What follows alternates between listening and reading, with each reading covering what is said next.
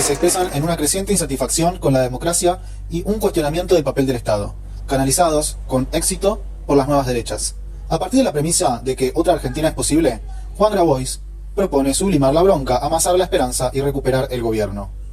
El autor despliega una caja de herramientas conceptuales, describe cuál es el paradigma humanista en política y nos invita a imaginar esa otra Argentina con la mente despierta, los pies en la tierra y todos a la mesa tomando nota de nuestras muchas fortalezas como sociedad. El propósito de este libro es detallar las formas concretas de ejecución que permitan la realización efectiva en el presente de los principios políticos que a lo largo de la historia han ido cimentándose en la conciencia colectiva. Se reafirma también la vigencia de los sueños e ideales del movimiento nacional popular, planteando al mismo tiempo una profunda actualización teórica, táctica y estratégica para su concreción. No aventura una revolución ni una reforma, sino compartir un proyecto simple que, por su propia simplicidad, en un mundo de anárquica injusticia, es de una radicalidad contracultural que molesta a los que prefieren la comodidad política e intelectual de la deshumanización paulatina. No queremos ni más ni menos que una Argentina humana. Bueno, esta es la contratapa de el libro Argentina Humana, recientemente publicado por el autor Juan Grabois. Vamos a hacer un audiolibro de todo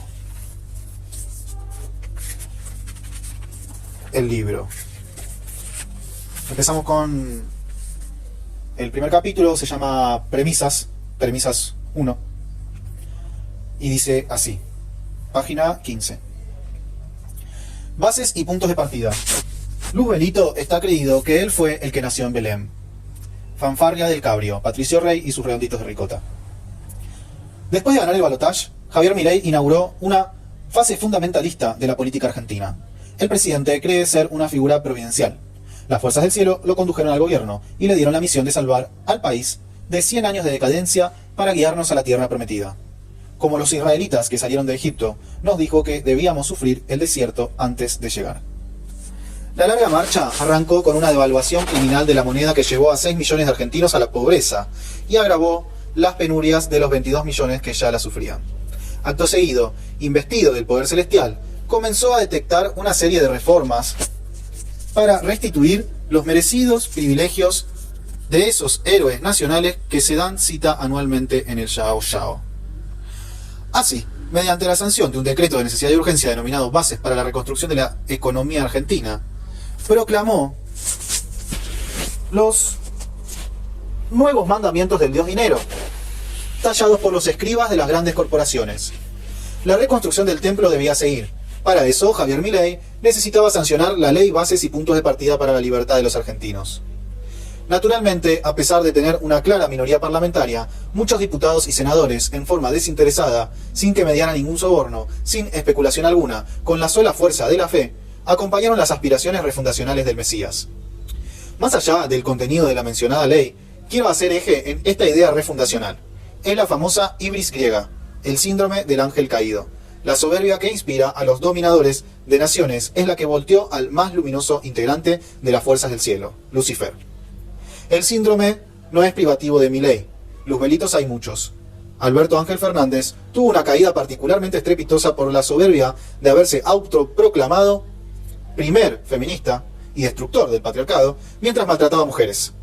En este caso, a la jactancia banal se suma la levadura de los fariseos, la hipocresía. Desde luego, hay síntomas del síndrome por doquier. Todos los que hacemos política estamos expuestos al pecado de la soberbia luciferina y la hipocresía farisea. Me acuerdo de que, mientras escribía un librito sobre los pecados capitales, el Papa Francisco me dijo, hay que fijarse en los pecados más angelicales. Hay demasiada gente obsesionada con los pecados de la cintura para abajo. Por eso, es importante hacer un permanente examen de conciencia y bañarnos con la humildad derivada del conocimiento de que somos polvo y al polvo volveremos. La historia no empieza con ninguno de nosotros. Esta patria fue fundada y edificada por varias generaciones. Tiene sus bases y puntos de partida bien establecidos. Están en la Constitución Nacional. En la Facultad de Derecho apenas estudiamos la Constitución. Si sucede esto con los abogados, naturalmente el resto de los ciudadanos apenas conoce su existencia. Recomiendo a todos su lectura atenta. Es breve, a veces un tanto engorrosa, pero establece con claridad los derechos y las obligaciones que tenemos como habitantes, residentes o ciudadanos de la nación. Nada de lo que afirmo en estas páginas está fuera del marco constitucional. No estamos proponiendo una revolución, ni siquiera una reforma. Nuestra revolución es que se cumpla la Constitución. Desde luego, lo hacemos desde una óptica particular, basada en nuestra concepción de la política, ofreciendo un plan para la realización efectiva de su contenido social, económico, ambiental y geoestratégico. Sin embargo, no hay una sola propuesta que exceda el marco normativo vigente. Si se cumpliera medianamente la Constitución, viviríamos en un país donde las necesidades básicas de las personas estarían satisfechas, el imperio de la ley garantizado y la dignidad de la nación preservada. Nuestra Constitución establece los derechos individuales, políticos, sociales, económicos, culturales y ambientales. También un diseño institucional y un método de funcionamiento gubernamental. El problema de nuestro país y muchas otras naciones de la Tierra no es la necesidad de nuevas bases, sino el incumplimiento crónico de las ya sentadas. Nuestra Constitución no es perfecta y va de suyo que es susceptible de mejoras. Una reforma constitucional es, además, una facultad que la propia Constitución confiere.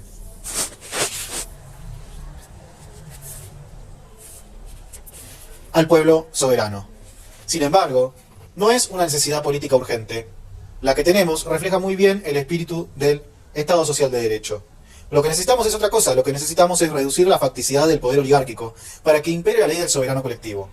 Con el término facticidad me refiero a una cualidad de la vida contemporánea que se expresa en una disociación cada vez más grande entre la letra del contrato social y la realidad efectiva de los contratantes. El contrato está, pero no se cumple, no tiene vigor. En particular las cláusulas destinadas a resguardar los derechos económicos, sociales y culturales de las mayorías populares. Las instituciones construidas para la correcta realización del contrato social no tienen efectividad. Esto lo he probado una y mil veces, incumplimiento flagrante del contrato social y exclusión de la justicia efectiva para los afectados.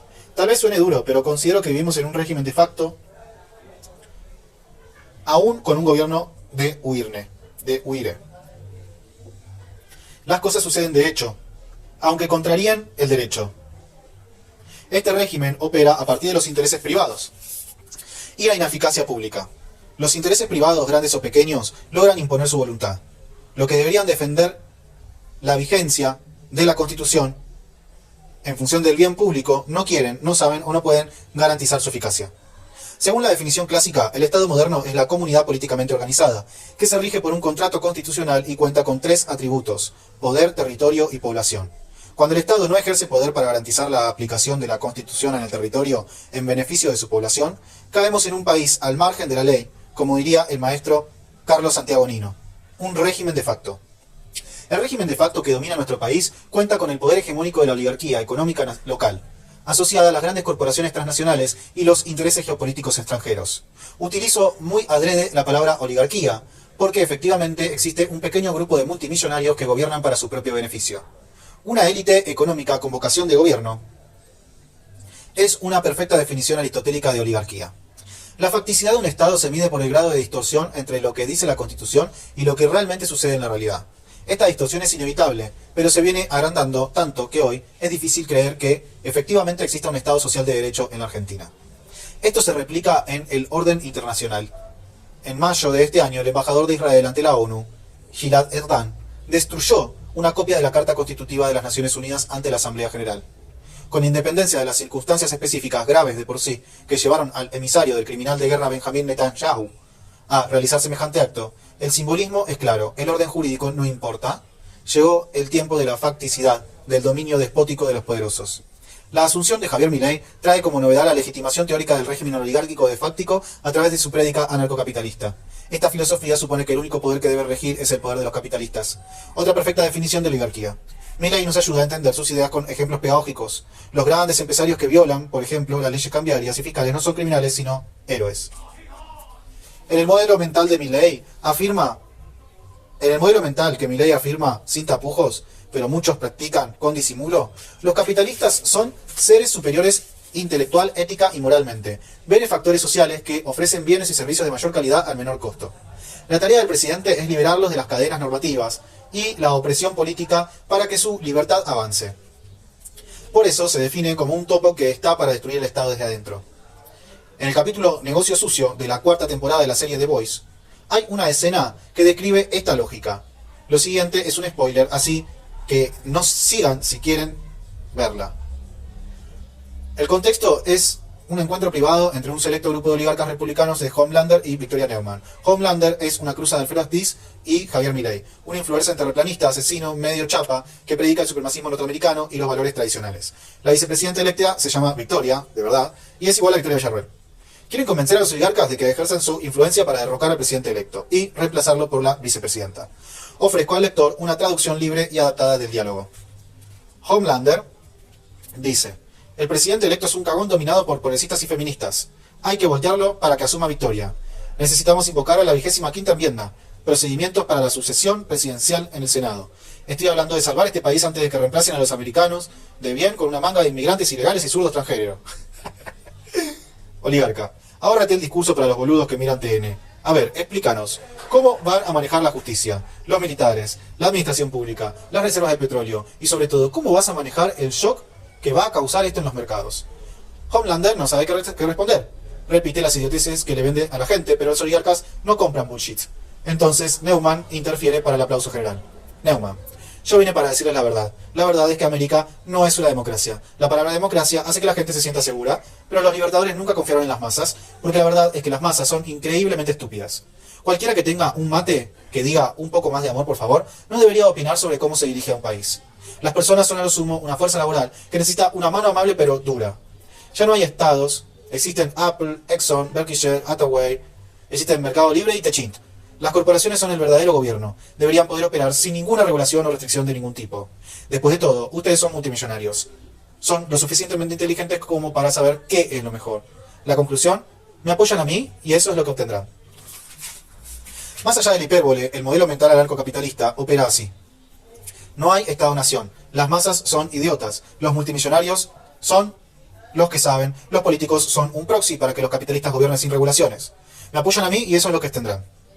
Nuestra constitución no es capitalista. El capitalismo es una lógica inmoral, que solo sigue una ley: la maximización de la ganancia. La constitución traza el límite a esta lógica, otorgando a los derechos sociales el mismo rango legal que a los derechos de propiedad. Que unos se cumplan y otros no es resultado de la facticidad, no del derecho.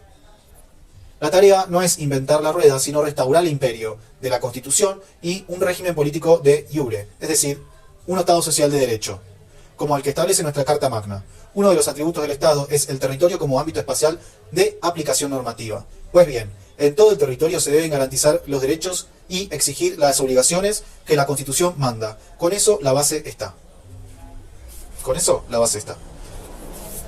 Ahora empieza el siguiente capítulo en la página 23. Bueno, siguiente capítulo, Argentina Humana, sentido de propósito, página 23. Sentido de propósito. ¿Para qué hago lo que hago? Es una buena pregunta para todos. Parece una cosa naif y trillada, pero la cuestión es bastante más difícil e importante de lo que parece. Desde luego, se puede vivir sin preguntarse eso, jamás. Simplemente ser, fluir y morir como cualquier otra especie que puebla este maravilloso planeta pletórico de vida. Es una forma de existencia que no juzgo, pero no es para mí. No es para ustedes, no es para nosotros. La vida para nosotros tiene sentido y propósito. Hay un viejo chiste sobre un tipo, no sabemos si rico o pobre, que está tirado bajo una palmera, disfrutando de la sombra y la brisa del mar, cuando se le acerca un hombre rico y ambos establecen un diálogo más o menos así. Rico: ¿por qué no estás trabajando? Tipo: ¿y para qué? Rico: para ganar dinero. Tipo: ¿y para qué? Para poder comprar cosas. ¿Y para qué? Para ser feliz. ¿Y qué crees que estoy haciendo ahora? Los dos hombres de nuestro chiste son particularmente afortunados. Ambos tenían claro el propósito de su vida. Querían ser felices. Tan afortunados eran que, además, contaban con los recursos necesarios para lograrlo. Uno tenía su plata, el otro su palmera. No se veían perturbados por preocupaciones políticas, sociales o ambientales. Para la mayor parte de las personas, las cosas son más difíciles, aun si compartimos la felicidad como propósito. No tenemos plata, no tenemos palmeras, ni brisa, ni mar. Tenemos hambre, miedo, frío, angustia y todo tipo de carencias materiales y anímicas que nos impiden ser felices. Lo sufrimos en nuestro propio ser, en quienes nos rodean o en otros por los que sentimos empatía. Si estás leyendo, sabes que este no es un libro de autoayuda. Seguramente sos parte de ese 20% que, según las encuestas, está muy interesado en la política. Es probable que entre tus actividades esté el ejercicio consciente de algún rol dentro de la vida pública o que seas un activo militante. En todos esos casos, en la búsqueda de la propia felicidad, tenés un problema adicional: la felicidad de tu pueblo. Así como en la vida, muchas veces es importante preguntarse el para qué de nuestras acciones, si éstas contribuyen o no a nuestra felicidad y al bienestar de quienes nos rodean. En política, la claridad en torno al sentido y propósito de nuestras acciones, es una obligación. El primer paso para entender el sentido y el propósito de nuestra acción es reafirmar su horizonte utópico y abrazarlo como sentido político. Una formulación linda es la felicidad del pueblo y la grandeza de la nación. Podemos preguntarnos si nuestras acciones nos acercan o nos alejan de ese horizonte. El método adecuado para hacernos esta pregunta es desarrollar toda la cadena teleológica. La cadena de finalidad, en cada acción y situación. El chiste del principio refleja el método. Estamos impulsando un recurso de amparo. ¿Para qué? Para que no se cierre este hospital. ¿Para qué? Para que la gente tenga acceso a la salud. ¿Para qué? Para aliviar su sufrimiento y que pueda ser feliz. La cadena de finalidad va de lo particular a lo general. En la lucha político-electoral, un ejemplo podría ser el siguiente. ¿Para qué repartís un volante? Para ganar las elecciones. ¿Para qué querés ganar las elecciones? Para gobernar. ¿Para qué querés gobernar? Acá es donde entra el programa que todos nosotros llamamos tercer plan quinquenal. Si la militancia tiene claridad en este punto, si lo puede comprender y transmitir, si puede responder esa pregunta sin falacias ni atajos, hemos logrado forjar un movimiento político poderoso. Muchas veces las acciones visibles de los actores políticos no parecen asociadas a un propósito. Muchas veces, lo digo por experiencia, no tienen absolutamente ningún sentido consciente. La política, desprovista de un para qué, es un juego triste, a veces perverso. La política sin propósito es la forma esencial de corrupción. Cuando se pierde definitivamente el propósito, aunque se mantenga su fachada nominal, solo queda la triste ambición. Un cuento contado por un idiota, lleno de ruido y de furia, que no tiene ningún sentido. El sentido tiene 4 acepciones: significado, percepción, sentimiento y dirección. El significado manifiesto de nuestro propósito debe partir de la percepción de la realidad, los sentidos de amor y la dirección hacia el horizonte trazado. La percepción se elabora en la mente, los sentimientos se cultivan en el alma y la dirección se transita con esfuerzo en una secuencia de acciones orientadas y conscientes. En política pueden existir situaciones excepcionales en las que la confianza en la conducción es suficiente, pero en un proyecto político cada militante tiene que poder visualizar la cadena de finalidad de sus actos. Nos toca vivir un tiempo líquido. Los grandes ideales políticos hackeados, los sistemas de creencia erosionados, la realidad acelerada, la insatisfacción permanente, las decepciones constantes, nos llevan a vivir en una vorágine donde es difícil percibir con claridad, sentir con bondad y caminar en una dirección. Terminamos perdidos en el laberinto. En los últimos años he percibido algunas veces la sensación de no tener absolutamente ningún control de mis acciones, de estar preso en una dinámica que va ocultando el sentido del propósito hasta que se pierde en una bruma tóxica. En esos momentos no entiendo bien para qué estoy haciendo lo que hago. No recuerdo la cita textual, pero sé que Perón dijo alguna vez que la mayoría de las personas no saben lo que quieren y los dirigentes políticos menos. Es una advertencia sabia. Cuando mi espacio de militancia era el movimiento social y la respuesta siempre estaba ahí, en la cara de mis compañeros. El propósito era que tal cooperativa mejorara la vida de tal grupo de cartoneros, que tal merendero alimentara a tal grupo de familias. Cada acción era un fin en sí mismo. La lucha tenía nombres y rostros. La nobleza de los objetivos era evidente. Cuando empecé con la política, en particular cuando ocupé un rol de dirección y cierta influencia, una bruma tóxica oscureció todo. Los nexos de finalidad entre acción y propósito se volvieron complejos y sinuosos. ¿Para qué ir a la televisión? ¿Para qué tuitear tal cosa? ¿Para qué sostener tantas reuniones? ¿Para qué tejer ciertas alianzas? ¿Para qué discutir la lista de diputados? Muchas veces no supe responder las preguntas, otras ni siquiera me las hice. Más que en casi todas las actividades humanas, la política atraviesa la cotidianeidad de quien la ejerce. Define su identidad, su espacio de pertenencia, su imagen en la mirada de los otros. Configura vínculos de afecto y lealtad, competencia y antagonismo. Otras veces condiciona la vida material de los militantes que, abrazando la política con las mejores intenciones, quedan atrapados en relaciones cuasi laborales. Es fácil que se mezclen los cables, caer en una suerte de piloto automático, encerrarse en una burbuja de certezas, confundir convicciones con conveniencias, proyectar las propias frustraciones en el análisis situacional, etc. En algunos casos, la eliminación del sentido de propósito deriva de las apetencias personales de individuos con poder que reducen al resto a meros instrumentos de su ambición. En otros, me atrevo a decir que el oscurecimiento del propósito no responde a una estrategia, sino a la progresiva pérdida de conciencia del para qué. Nos entregamos al automatismo de la lucha por el poder sin claridad. en torno a su sentido y su propósito. Este deterioro paulatino del estado de conciencia deriva en enfermedades neurodegenerativas como la demencia política. La demencia afecta funciones como la memoria, el pensamiento, el razonamiento, la coherencia y sobre todo la capacidad para planificar y realizar. No dejemos de preguntarnos para qué. Cuando vemos ciertos escándalos de corrupción o inconducta de importantes dirigentes, cuando observamos internas incomprensibles o decisiones absurdas, dejamos el reino del para qué y nos internamos en el lacrimoso reino del por qué. Así como la respuesta al para qué es una cadena de finalidades objetivas, la respuesta del por qué es una cadena de causas subjetivas. Uno mira al futuro, otro mira al pasado. Uno pertenece al campo de la política y el otro al de la psicología. Las motivaciones son tantas como personas hay, son complejas y múltiples, deseos y temores, obsesiones y automatismo, conscientes e inconscientes, tallados en nuestro ser por el taladro de la existencia. La historia de cada uno, su familia y sus ancestros, su pueblo y su clase, su religión y su cultura, moldea motivaciones únicas e inescrutables. Comprender el por qué puede ser una necesidad personal, comprender el para qué es el primer deber político. Una fuerte motivación puede coexistir con un absoluto vacío de propósito. Del mismo modo, un propósito claro puede coexistir con la incapacidad psicológica o física de practicar una militancia política activa. Lo cierto es que el para qué es concreto, intersubjetivo y manifiesto. Utopía e imaginación política.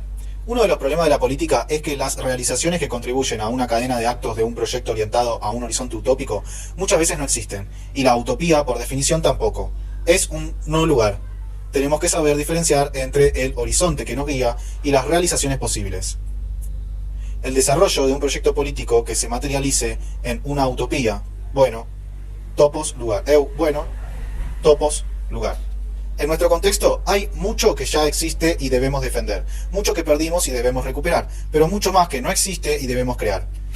En ese caso, el pensamiento analítico nos queda corto. No se puede crear solo con la inteligencia. Hay que usar la imaginación. Imaginar es construir una representación de lo existente. Es un arte, no una ciencia. Se transmite a partir de la impresión estética.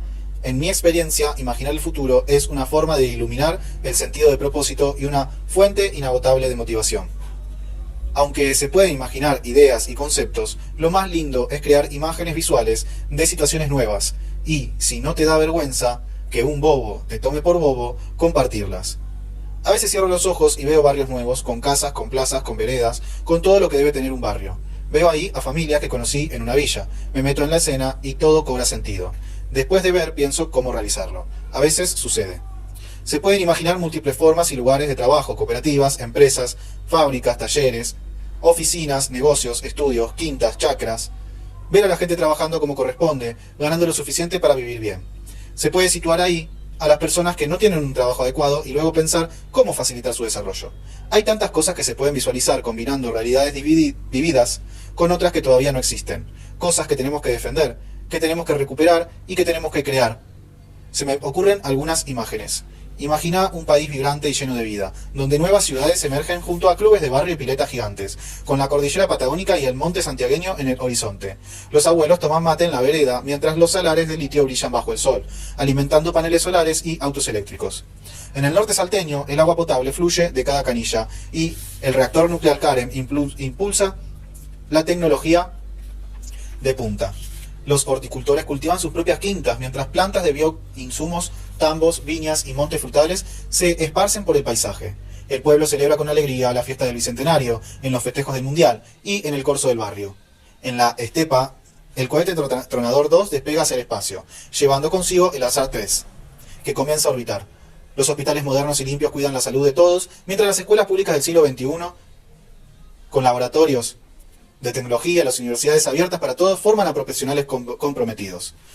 Mar del Plata y las sierras cordobesas son destinos de turismo social para todas las clases, y la Comuna 16 de Buenos Aires surge en Isla de Marchi, tal vez como una nueva ciudad estudiantil.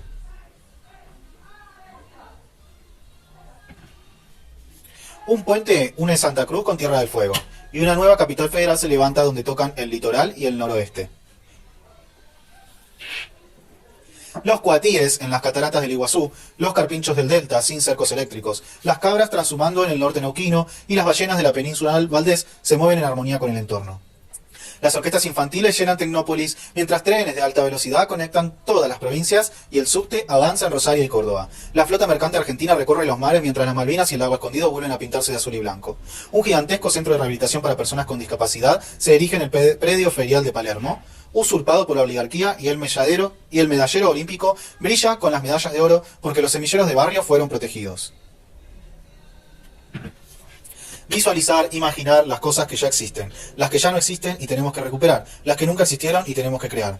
Sé que todo esto es posible porque viví muchas de estas cosas en pequeña escala.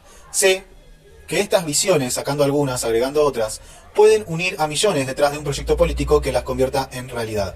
Ahí tenemos muchos para qué que no solo pensamos, sino que también sentimos. Esto se aplica también para las cosas malas que pasan y las cosas pésimas que pueden pasar. Podés también visualizar lo que ya viste, escuchaste, leíste, cosas que tal vez sufriste vos mismo y tus seres queridos, y otras que, aunque distantes, sabes que suceden. Visualizá a las familias durmiendo bajo el frío de la noche, abrazadas por la desesperanza, a la gente apretujada hacia el hacinamiento en las filas del hambre, buscando llenar el último tupper de una olla casi vacía, a las casillas de chapa donde 8 personas se amontonan en colchones rotos.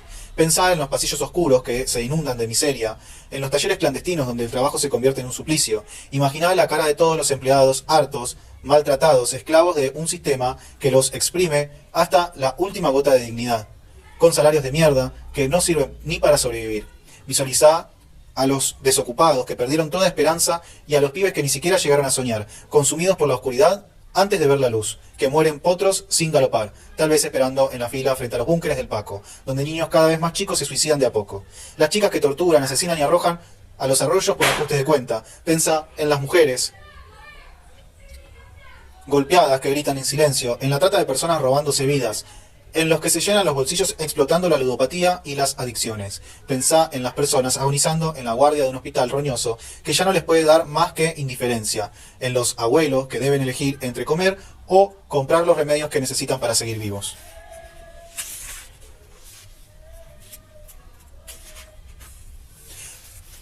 Pensá en Azucena, la sanjuanina que trabajaba limpiando la casa de ancianas que no pueden hacerlo solas. Las ayudaba a bañarse y mantener la higiene, pero ahora esas ancianas no pueden pagarle.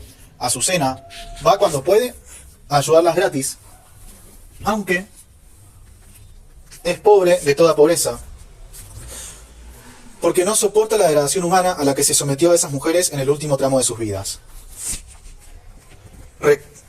Recordá tus propios problemas, las facturas acumuladas quemándote la cabeza, el alquiler que cada mes se siente como una soga al cuello, la escuela que se cae a pedazos mientras los sueños de tus hijos se desmoronan con ella, el club que ya no puedes pagar, las horas interminables en un colectivo apretado como sardinas, camino a un trabajo que odias. Sufrí la violencia que se respira en cada esquina, en los medios que te saturan, en las redes que te envenenan, el miedo constante a que te roben, te violen o te maten a vos o a quienes más querés. Mirá el riachuelo convertido en un río muerto, que se replica en cada arroyo, en cada río, en cada lago de nuestro país, dejando la naturaleza rota y la gente sin agua potable. Mirá los bosques arrasados, las montañas dinamitadas, en nombre de una riqueza que no llega a nadie, las venas abiertas de nuestra patria sangrando todo lo que nuestro suelo ofrece. Los pedazos de la nación son usurpados por el poder y cercados con el hambre electrificado. La frustración, la ansiedad, la angustia y la depresión recorren los nervios de todos. Sentí la humillación de un país vendido al mejor postor, con un pueblo arrodillado por el peso insoportable de su propia indignidad. Imaginá cómo será ese futuro distópico donde el anarcocapitalismo triunfa, un mundo de todos contra todos, donde las minorías viven encapsuladas en sus fortalezas, empachadas de sus lujos, y las mayorías viven descartadas como basura famélica de necesidades. Y en el medio una masa de empleados y pequeños empresarios, muertos de miedo por no caer, odiando a los de abajo, adulando a los de arriba, soñando con subir esa escalera que no lleva a ningún lado. Cuando los muros se levantaron, separando a los pocos privilegiados de los muchos olvidados, la violencia estalló como una tormenta imparable. Nos convirtieron en zombies, en caníbales, contenidos por la tropa que, riendo en las calles, con sus muecas rotas cromadas, te vigila andando por las carreteras valladas, ya sin escuchar siquiera caer tus lágrimas. La patria fue pisoteada, reducida a una cantera de intereses oligárquicos e imperiales, explotada y despojada de su dignidad. Su historia traicionada y la bandera ondeando sobre las cenizas. Cada uno tendrá su poesía visual para pintarse la realidad, las utopías, las distopías, pero no dejemos de hacerlo cada tanto. No estamos condenados al éxito, pero tampoco al fracaso. No estamos condenados al progreso, pero tampoco a la degradación. Imaginar no es un ejercicio ocioso, a condición de quien imagina lo haga con la mente despierta y los pies en la tierra, porque entre una imagen y la otra se desarrollan la acción y la reflexión. La praxis política. Sin un para qué imaginado, pensado, sentido, no hay política, hay otra cosa. El propósito de este libro es presentar la visión general del país que queremos a partir del país que tenemos, darles materialidad a los principios políticos y a las conquistas sociales, que a lo largo de la historia se fueron cimentando en esa conciencia colectiva, que nos liga como pueblo a esa conciencia que no olvida que una patria grande, donde quepamos todos, es posible. Compartir un proyecto simple, popular y realizable, pero que, por su propia simplicidad, en un mundo de anárquica injusticia, es de una radicalidad contracultural que molesta a los que prefieren la comodidad política e intelectual de la deshumanización paulatina. No queremos ni más ni menos que una Argentina humana.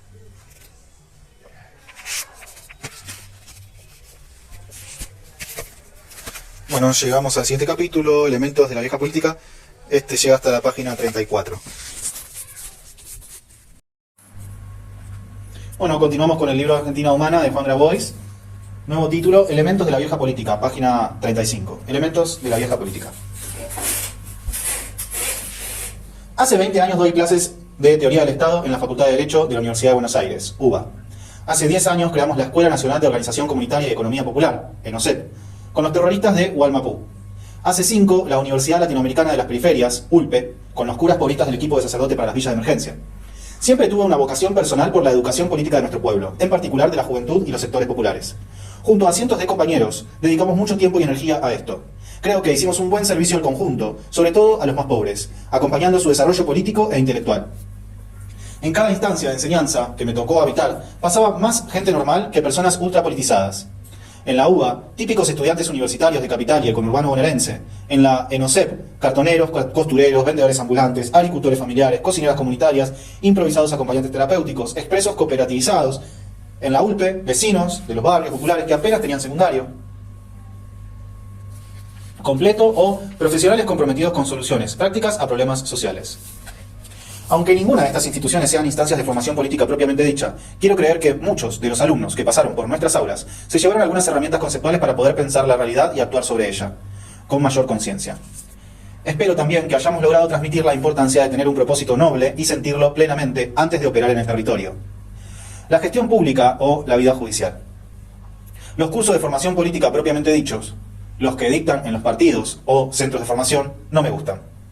Cuando me tocó dar clase percibí un sectarismo sin propósito o un pragmatismo sin sentido. Lo primero, en los espacios más ligados a la izquierda. Lo segundo, asociado a los partidos tradicionales.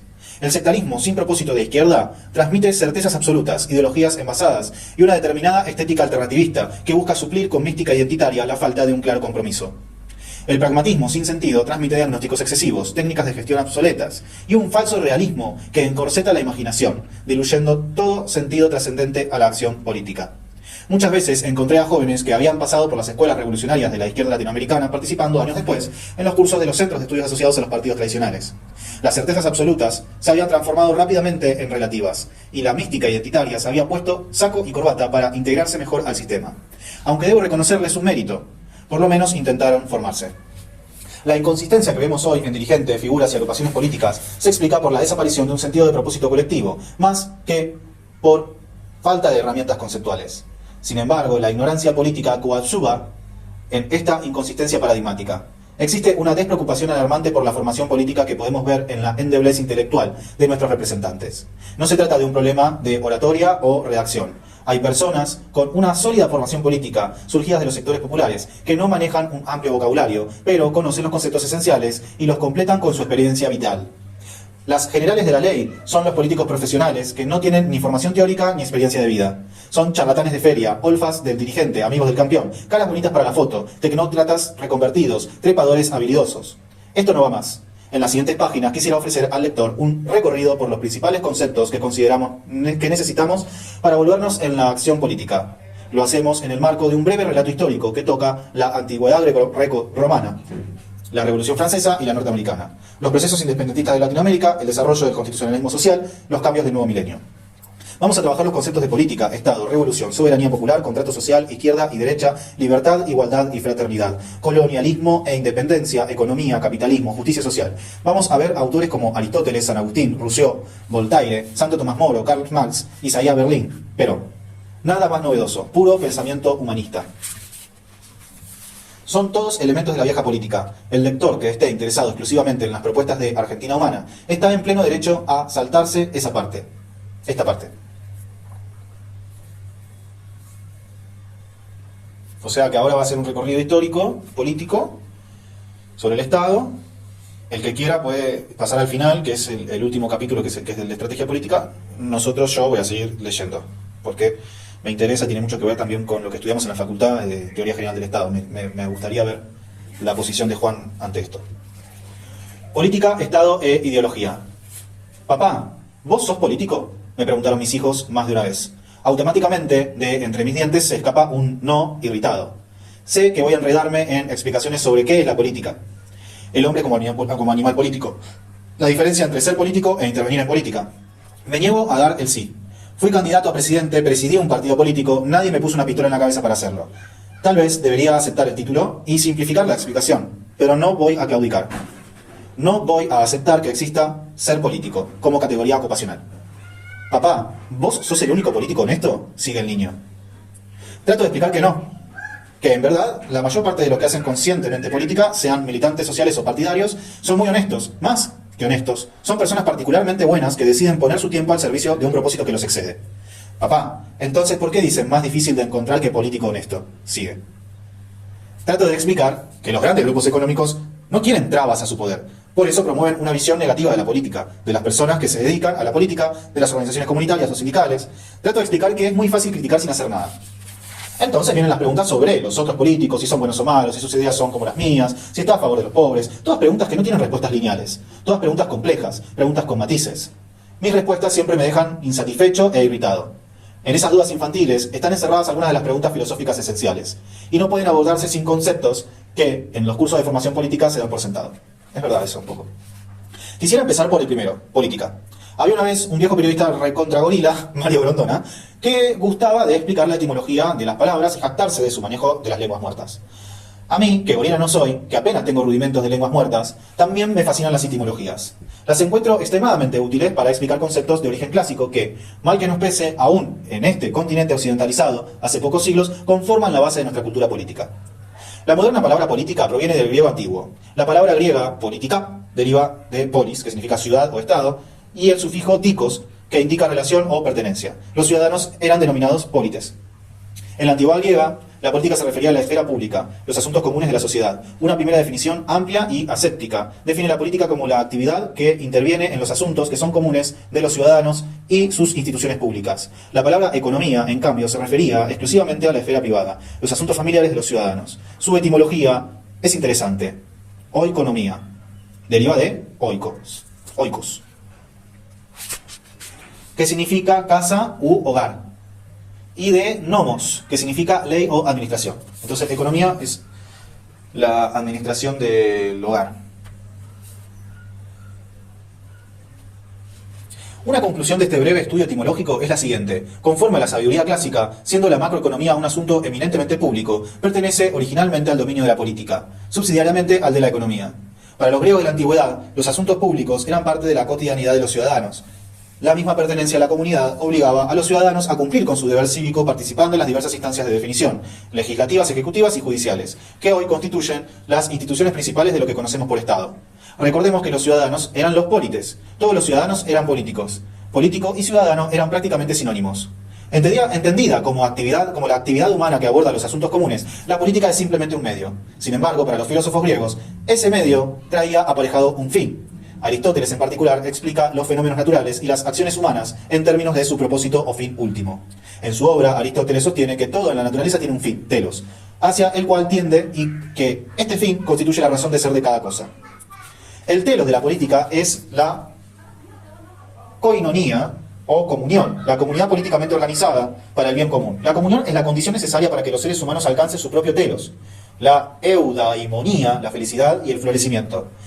En estos dos conceptos tenemos resumido el propósito de nuestro trabajo político, crear una comunidad organizada de tal modo que permita a todos los seres humanos alcanzar la felicidad.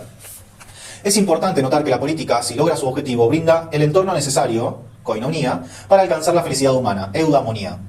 Pero cada persona debe recorrer su propio camino. La política es un medio cuyo fin es la comunidad es un medio cuyo fin es la felicidad. Nuestra realización como seres humanos está sujeta a un doble condicionamiento en nuestro camino por este mundo: el contexto que nos rodea y nuestra propia voluntad de intervención.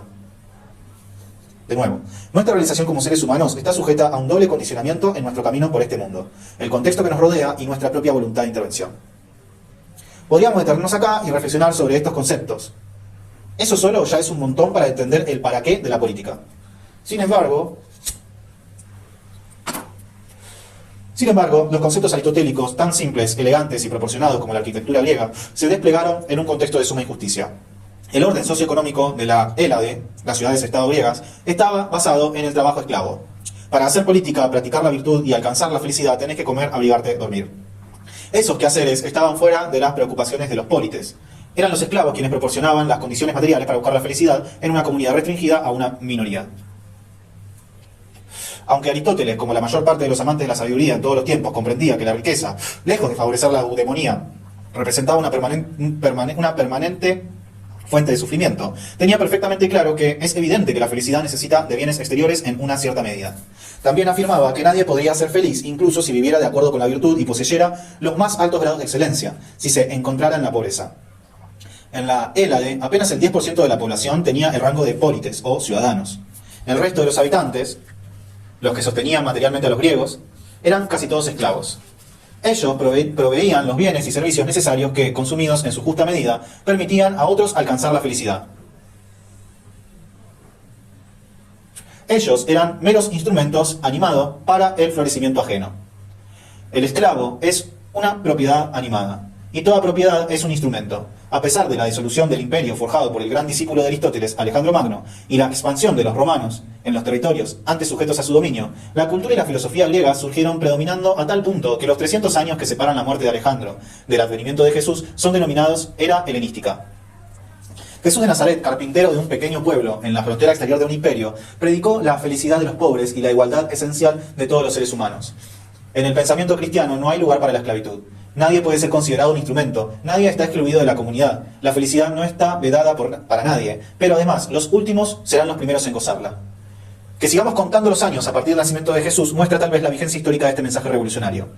En los distintos sistemas sociales que se sucedieron desde entonces, existieron personas tratadas como instrumentos animados o desechos humanos, excluidos de la comunidad, inhabilitados para buscar la felicidad.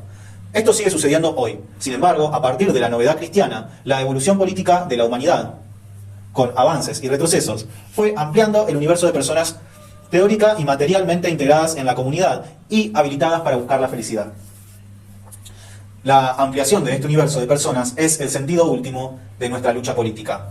No termina hasta que nadie se quede afuera. De eso se trata el humanismo que proponemos, una comunidad donde todos puedan buscar la felicidad. No hay otro dogma que este. Lo demás son ideas, medios, formas de ejecución para alcanzar este fin. Cada cuatrimestre comenzamos las clases de teoría del Estado preguntando a los alumnos ¿qué es el Estado? No es una pregunta fácil. Hay respuestas de manual, pero también visiones alternativas. A mí me gusta construir cada cuatrimestre un concepto sobre la base de los aportes de todos los alumnos. Siempre surge algo distinto e interesante. Por ahora, retomemos el espíritu de Mariano Grondona y volvamos a nuestras etimologías. El vocablo Estado no proviene del griego, sino del latín. Esto es interesante porque el latín era la lengua de la sociedad romana, que no se organizaba en ciudades autónomas federadas como los griegos, sino que constituía una entidad política unificada, sometida a la misma ley, similar a las formas actuales de estatalidad. Aunque la etimología de la palabra Estado es más oscura, se entiende que proviene del sustantivo status y del verbo stare, que indica una posición del cuerpo, específicamente estar de pie. La palabra Estado está íntimamente ligada a la idea de estabilidad. Sin embargo, por entonces, no indicaba entidad política, sino la posición social de una persona, su estatus. Para designar lo que hoy conocemos como Estado, se usaba la expresión res publica. Las causas de la caída del Imperio Romano en particular y del modo de producción esclavista son una discusión historiográfica que no podemos abordar en este texto. Pero, para usar los términos del historiador inglés Arnold J. Toynbee, la presión combinada del proletariado interno, esclavos, y el proletariado externo, bárbaro, junto a la emergencia de una religión contrahegemónica, el cristianismo, contribuyó al colapso del sistema. Tras la caída del Imperio Romano de Occidente, la desarticulación del modo de producción basado en el trabajo de los esclavos dio origen al régimen feudal, cuyos actores fundamentales ya no eran los ciudadanos propietarios y los esclavos proletarios, sino señores sino los señores y los siervos. Era una sociedad fuertemente jerarquizada, pero ninguna persona era filosóficamente considerada un instrumento animado. Lo que vinculaba al señor y al siervo consistía en prestaciones recíprocas, pago de tributos a cambio de protección.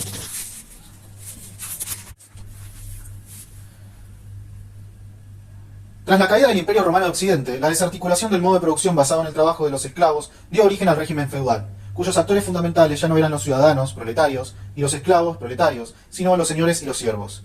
Era una sociedad fuertemente jerarquizada, pero ninguna persona era filosóficamente considerada un instrumento animado. Lo que vinculaba al señor y al siervo consistía en prestaciones recíprocas, pago de tributos a cambio de protección. Desde luego, la asimetría entre señores y siervos era tal que permitía a los primeros ejercer un poder despótico sobre los segundos para explotarlos económicamente y someterlos políticamente.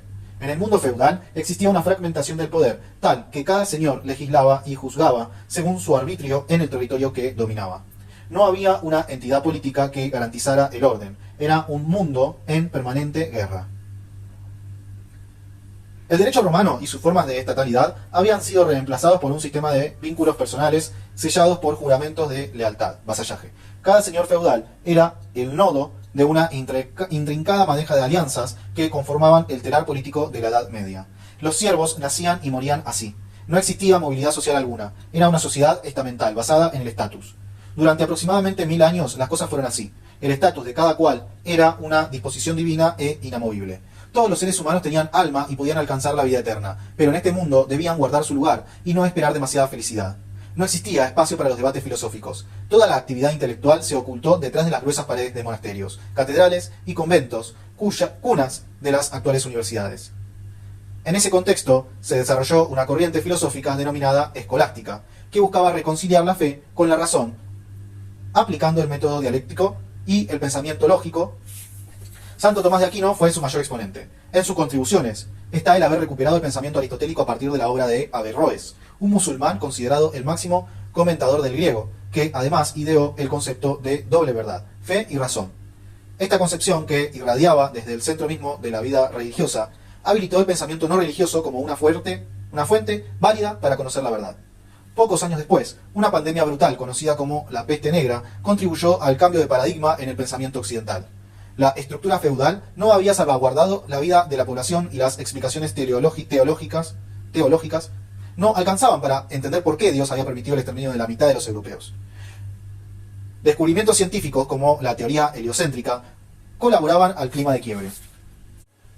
En ese contexto se desarrolló una corriente filosófica denominada escolástica, que buscaba reconciliar la fe con la razón, aplicando el método dialéctico y el pensamiento lógico. Santo Tomás de Aquino fue su mayor exponente. Entre sus contribuciones está el haber recuperado el pensamiento aristotélico a partir de la obra de Averroes, un musulmán considerado el máximo comentador del griego, que además ideó el concepto de doble verdad, fe y razón. Esta concepción, que irradiaba desde el centro mismo de la vida religiosa, habilitó el pensamiento no religioso como una fuente válida para conocer la verdad. Pocos años después, una pandemia brutal, conocida como la peste negra, contribuyó al cambio de paradigma en el pensamiento occidental. La estructura feudal no había salvaguardado la vida de la población, y las explicaciones teológicas no alcanzaban para entender por qué Dios había permitido el exterminio de la mitad de los europeos. Descubrimientos científicos como la teoría heliocéntrica colaboraban al clima de quiebre. Además, nuevos poderes económicos prosperaban asociados al incipiente desarrollo capitalista, que se expresaba en avances tecnológicos fundamentales como la invención de la imprenta, la rotación de los cultivos y la industria textil, naviera, minera y metalúrgica. Asimismo, se produjo una renovación del arte que rompió con el estilo medieval, reintroduciendo el realismo, la armonía y la proporción en la pintura. En ese contexto surgió una corriente filosófica que puso el foco en el ser humano y sus asuntos terrenales. Crítico del status quo y los abusos feudales, particularmente los clericales, este movimiento produjo una fortísima influencia en los cambios culturales sin romper con la Iglesia Católica. Se trata del humanismo. En paralelo, se desarrollaba en Alemania la Reforma Protestante que, partiendo de críticas similares, llegaba a conclusiones distintas. Las polémicas entre humanistas como Tomás Moro y Erasmo de Rotterdam, con Martín Lutero y Juan Calvino, líderes del protestantismo, son el reflejo de la crisis abierta en el mundo medieval y la emergencia de un nuevo mundo. Aunque todavía restringidos a un círculo reducido, los debates del momento influyeron poderosamente en el conjunto de la sociedad. Frente a la utopía humanista basada en el libre albedrío y la justicia social, se desarrolló el individualismo protestante, centrado en la predestinación y la legitimación del lucro. Max Weber explica magistralmente el vínculo entre protestantismo y capitalismo en su obra La ética protestante y el espíritu del capitalismo. En muchos procesos históricos, cuando las clases intermedias buscaron mejorar su situación frente a las minorías privilegiadas, las clases inferiores se unieron a la lucha sumando a las reivindicaciones originales su propia agenda. Una vez consolidada su posición, el grueso de las clases intermedias y sus dirigentes dieron la espalda a los de abajo, que siguieron peleando por sus reivindicaciones. Esta es una lección histórica fundamental. Así sucedió durante la Reforma Protestante. Los campesinos se sumaron a la Reforma con un programa de 10 puntos para ampliar sus derechos sociales y políticos. El rechazo de la nobleza y la burguesía reformista liderada por Martín Lutero determinó el aplastamiento de esta revolución del hombre común. En efecto, el panfleto contra las hordas robadoras y asesinas de los campesinos llamaba a los nobles germanos a aplastar la rebelión con extrema crudeza, mientras el humanista Erasmo de Rotterdam, en Querela Pacis, planteaba la necesidad de una resolución pacífica y negociada. Finalmente, se impuso la posición de Lutero. No se concedieron las reivindicaciones solicitadas y 100.000 campesinos fueron asesinados junto a sus jefes, como el teólogo Tomás Münster. Algo similar sucedió con el calvinismo británico durante la Revolución Puritana. Los levelers, niveladores, y los diggers, cavadores, grupos que planteaban reformas sociales a favor de los pobres, fueron abandonados por reformistas de clases intermedias, los que conformaban el Partido Liberal o Whigs, que lograron resolver sus cuestiones antes de que los sectores más empobrecidos pudieran desarrollar su programa. Un proceso con puntos de contacto ocurriría en Florencia, donde Savonarola, apoyado por la plebe, planteaba la erradicación de los males de su tiempo a partir de un rigorismo religioso que eliminaría la corrupción clerical, los lujos de los ricos y la miseria de los pobres. Es famosa la hoguera de las vanidades, donde debían quemarse todos los objetos que simbolizaban la desigualdad social o el apego a la materia. Savonarola fundó la República Democrática de Florencia. Duró poco, terminó él mismo en la hoguera. Recomiendo fuertemente estudiar la historia de las guerras campesinas alemanas y británicas. La República Fiorentina y el Protectorado de Cromwell en Inglaterra son antecedentes obligados de los procesos de cambio social y político posteriores.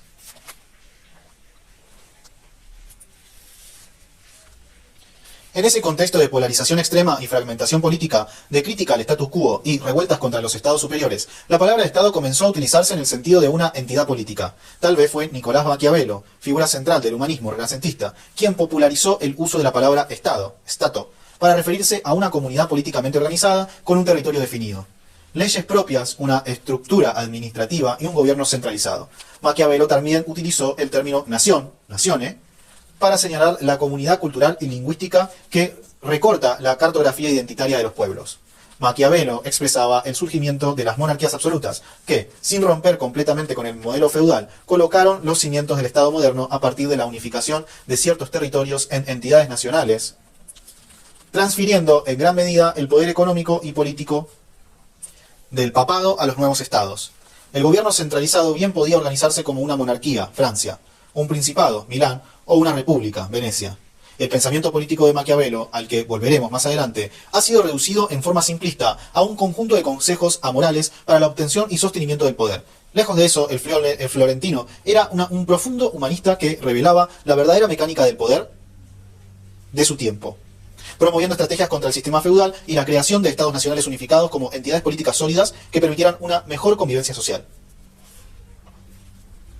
Las monarquías absolutas y las otras formas de estatalidad que se desarrollaron hacia finales de la Edad Media fueron producto de todos los cambios mencionados, particularmente el debilitamiento de la nobleza feudal frente al creciente poder económico de los burgueses, una aceleración del comercio y el florecimiento de los mercados urbanos.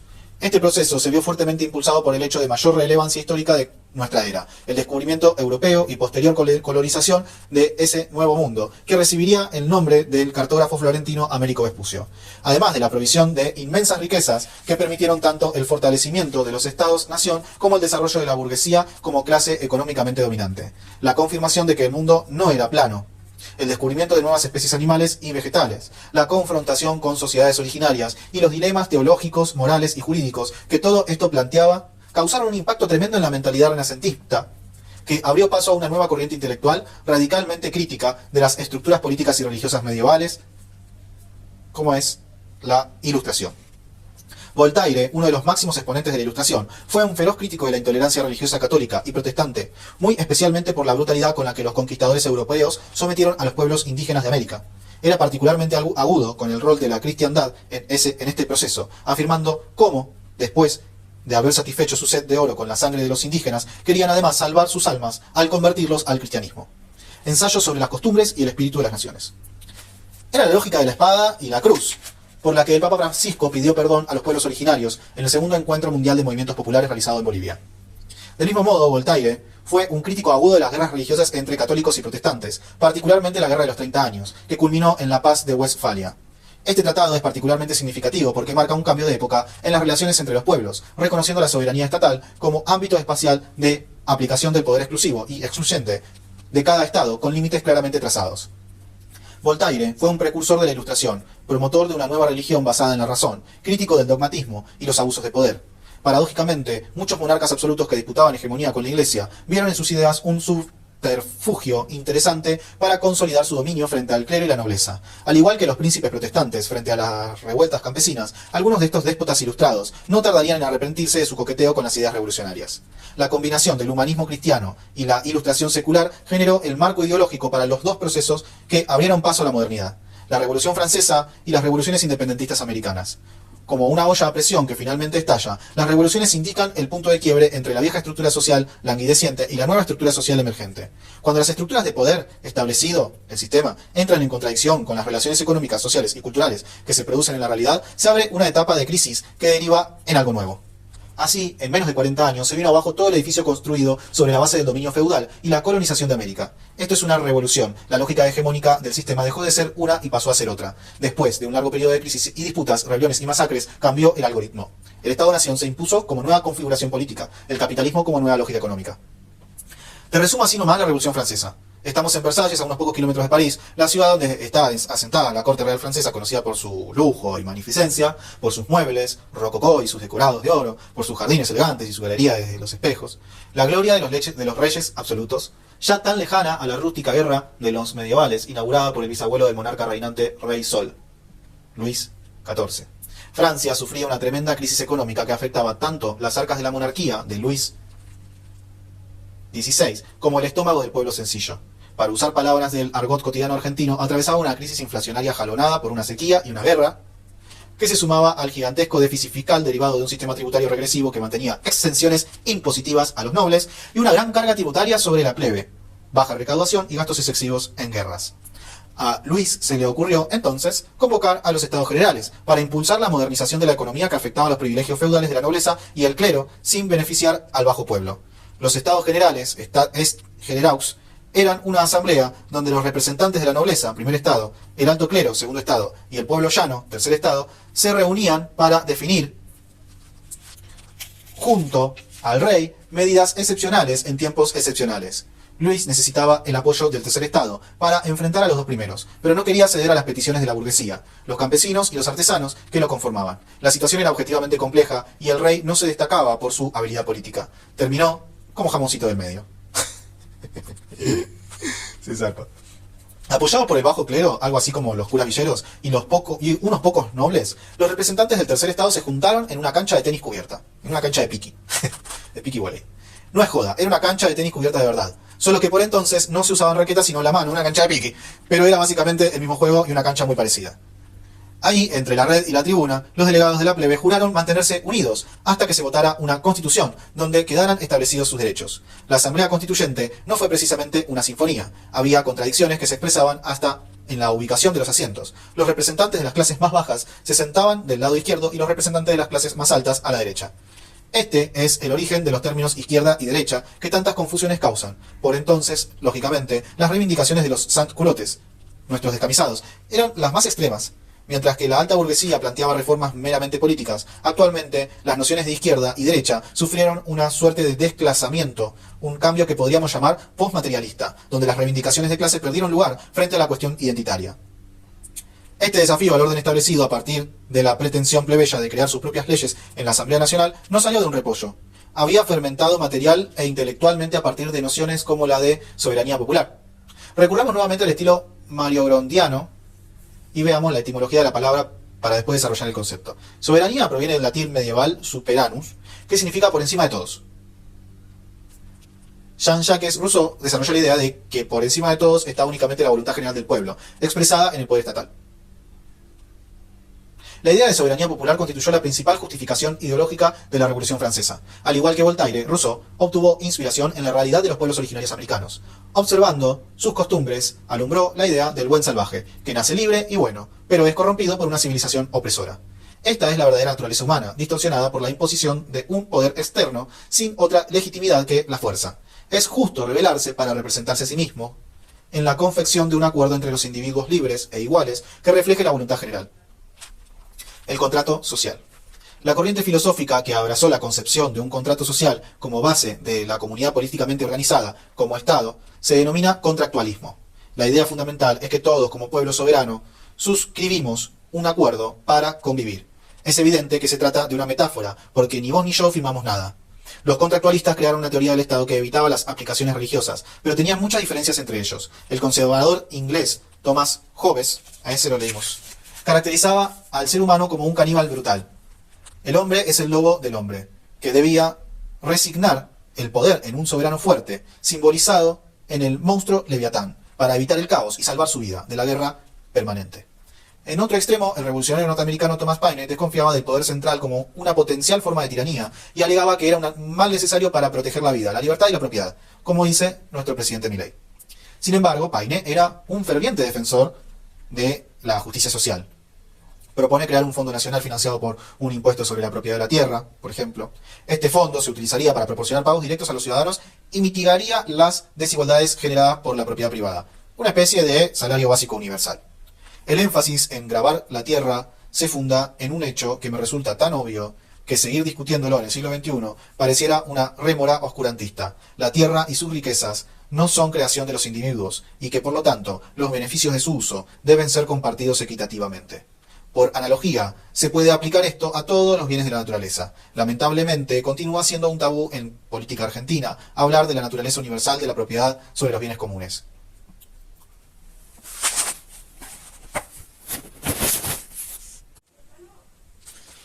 Libertad, igualdad y fraternidad. Los grandes ideales revolucionarios derivados del pensamiento humanista primero y de la Ilustración después se sintetizan en esta frase que a partir de 1880 fue el lema oficial de la República Francesa. Son nociones que seguimos descubriendo hoy y que en la Argentina cobran una especial relevancia por el uso que Javier Milei hace del término libertad. Ninguno de los padres del liberalismo, John Locke, Adam Smith, Montesquieu, Voltaire, Jacques Rousseau, Stuart Mill, David Hume, Thomas Jefferson, Alexis Tocqueville, era tan imbécil como para creer que la libertad derivaba de la no intervención del Estado. En efecto, desde la perspectiva de sus fundadores, el Estado moderno se creó para proteger la libertad racional de las mayorías populares frente a la libertad arbitraria de las minorías privilegiadas. Todos los autores mencionados tenían perfecta conciencia de que las desigualdades económicas extremas eran o bien la injusticia per se o bien una amenaza latente sobre la libertad. En este sentido, no hay un solo liberal consecuente que entienda la libertad únicamente como la no intervención estatal en la vida individual. Eso no es liberalismo, es conservadurismo oligárquico. Recuerdo que en el debate que tuve con Javier Milei, el presidente, en el programa de Jorge Fontevecchia, el presidente actual reconocía no haber leído más al más ilustre de los pensadores liberales del siglo XX, Isaac Berlin, con su idea de libertad negativa y libertad positiva. Berlin aportó una visión sintética de la complementariedad entre libertad de algo, es decir, la ausencia de interferencia externa en las acciones de un individuo, negativa, y la libertad para algo, es decir, la capacidad de una persona para construir su propio destino. El propio presidente norteamericano, Franklin Roosevelt, antecedente fundamental en el hemisferio occidental para entender el orden de posguerra, señaló la necesidad de 4 libertades fundamentales para garantizar una convivencia mínimamente decente. Freedom of speech, freedom of worship, freedom from want, freedom from fear. Las primeras 2 son negativas, que nadie te impida decir lo que quieras o rezarle a quien quieras. Las últimas 2 son positivas. Tener lo suficiente para vivir sin penurias y un contexto de paz para vivir sin miedo. El Papa Francisco, en su encíclica Fratelli Tutti, hace referencia a la dinámica entre libertad e igualdad, poniendo la fraternidad como eje de articulación. Esto es particularmente interesante porque la Iglesia Católica siempre tuvo cierta fobia a esta hermosa consigna de la Revolución Francesa. Francisco le da una perspectiva cristiana que transcribo a continuación. 103. La fraternidad no es solo el resultado de condiciones de respeto a las libertades individuales. ni siquiera de cierta equidad administrada. Si bien son condiciones de posibilidad, no bastan para que ella surja como resultado necesario. La fraternidad tiene algo positivo que ofrecer a la libertad y a la igualdad. ¿Qué ocurre sin la fraternidad cultivada conscientemente, sin una voluntad política de fraternidad traducida en una educación para la fraternidad, para el diálogo, para el descubrimiento de la reciprocidad y el enriquecimiento mutuo como valores? Lo que sucede es que la libertad se enflaquece, resultando así más una condición de soledad, de pura autonomía, para pertenecer a alguien o a algo, o solo para poseer y disfrutar. Esto no agota en absoluto la riqueza de la libertad, que está orientada sobre todo al amor. 104. Tampoco la igualdad se logra definiendo en abstracto que todos los seres humanos son iguales, sino que es el resultado del cultivo consciente y pedagógico de la fraternidad. Los que únicamente son capaces de ser socios crean mundos cerrados. ¿Qué sentido puede tener en este esquema esa persona que no pertenece al círculo de socios y llega soñando con una vida mejor para sí y para su familia? 105. El individualismo no nos hace más libres, más iguales, más hermanos. La mera suma de los intereses individuales no es capaz de generar un mundo mejor para toda la humanidad. Ni siquiera puede preservarnos de tantos males que cada vez se vuelven más globales. Pero el individualismo radical es el virus más difícil de vencer. Engaña. Nos hace creer que todo consiste en dar rienda suelta a las propias ambiciones, como si, acumulando ambiciones y seguridades individuales, pudiéramos construir bien común. Capitalismo y dependencia. Crucemos el charco y volvamos unos años en el tiempo. Hay que recalcar que no fue en Francia, sino en el Nuevo Mundo, donde por primera vez se efectivizaron las nociones de soberanía popular, estrechamente vinculada en términos ideológicos, pero que agregaba un nuevo elemento a la caja de herramientas: independencia nacional de las colonias europeas en América. El 4 de julio de 1775, 13 colonias que habían declarado la guerra a la corona británica se proclamaron independientes, al igual que lo sucedido posteriormente en nuestra América. Fue una doble revolución. Fue nacional en tanto establecía la independencia de todo poder externo, y republicana en tanto afirmaba el principio de soberanía popular. La Declaración de Independencia Norteamericana es un documento fundamental que prueba la recuperación del concepto original de política, como basamento de la constitución de los estados modernos. ¿Para qué se independizaron los norteamericanos? Para garantizar su derecho a la vida, la libertad y la búsqueda de la felicidad. Siempre me llamó la atención y me gustó mucho esta particular formulación atribuida a Jefferson. Los revolucionarios del hermano del norte recuperaban la idea aristotélica de eudemonía como fin último de la vida, pero ampliándola al conjunto de los ciudadanos. Pero, pucha, faltaban los esclavos negros. Veremos eso más adelante. Lo cierto es que para 1787, 2 años antes de la Revolución Francesa, los Estados Unidos ya tenían su propia constitución, que se sancionó invocando como fuente de legitimidad la soberanía popular, como puede leerse desde sus primeras palabras. We, the people of the United States. Nosotros, el pueblo de los Estados Unidos. Nosotros, el pueblo de los Estados Unidos. Pocas décadas más tarde, en Latinoamérica se sumaría a ese doble grito de independencia política y soberanía popular. Sin embargo, el devenir histórico y la intervención del propio Estado norteamericano mantuvieron a nuestra región en una situación semicolonial en términos económicos y políticos. La fórmula liberación o dependencia sigue vigente en tanto la cuestión nacional no se resuelva. La independencia económica es una tarea nacional, en tanto requiere la colaboración de todas las clases sociales y los sectores económicos, cuyo desarrollo está obstruido por las múltiples cadenas de la dependencia propias de una economía primarizada, que funciona apenas como un engranaje del proceso de acumulación global. Este vector nacional de los procesos políticos de todos los países dependientes, particularmente del llamado sur global, impide una aplicación lineal de las nociones eurocéntricas de izquierda y derecha, liberalismo, progresismo, conservadurismo, etc. Muchas veces la mirada desde el norte funcionó como un prisma que invierte la realidad nuestroamericana, colocando a la izquierda lo que en realidad es de la derecha y viceversa. Lo mismo sucede con los ideales de libertad, igualdad y fraternidad. Con anteojos europeos, nuestros oligarcas conservadores son vistos como liberales ilustrados, nuestros libertadores como tiranos, nuestros tiranos atrasados como libertarios.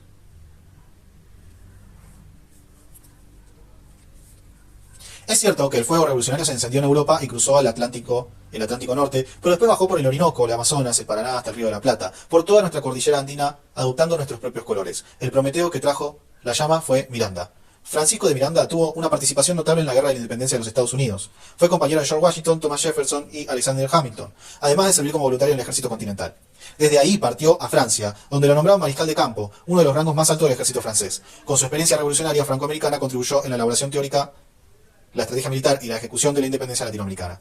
Del mismo modo que es de rigurosa justicia histórica asumir que la base del desarrollo político-cultural occidental emerge de la combinación entre filosofía griega y pensamiento cristiano, también lo es reconocer que las revoluciones latinoamericanas fueron en gran medida producto de los hechos e ideas del norte. No hay que avergonzarse de esta herencia. Más allá de las valoraciones subjetivas, son parte de nosotros. No obstante, nuestros revolucionarios supieron adaptar las ideas a la realidad de aquí y respetar los antecedentes autóctonos que surgieron de la resistencia de los pueblos originarios. Tampoco fueron exclusivamente las ideas francesas y anglosajonas las que influyeron en el pensamiento criollo. La leyenda negra de factura inglesa que cubre de ignominia la España imperial, además de tergiversar la historia, nos ha privado de conocer a los revolucionarios y filósofos hispanos.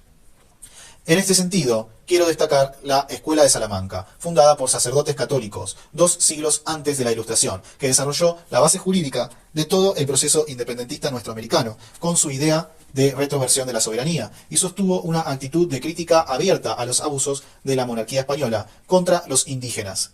Sus concepciones sobre el derecho internacional, los derechos humanos, la justicia social, la economía, la teología y la filosofía moral fueron realmente vanguardistas y en muchos casos continúan vigentes. Francisco Suárez, uno de sus principales miembros en De Legibus ac Deo Legislatore, sostuvo el principio de soberanía popular mucho antes que Rousseau.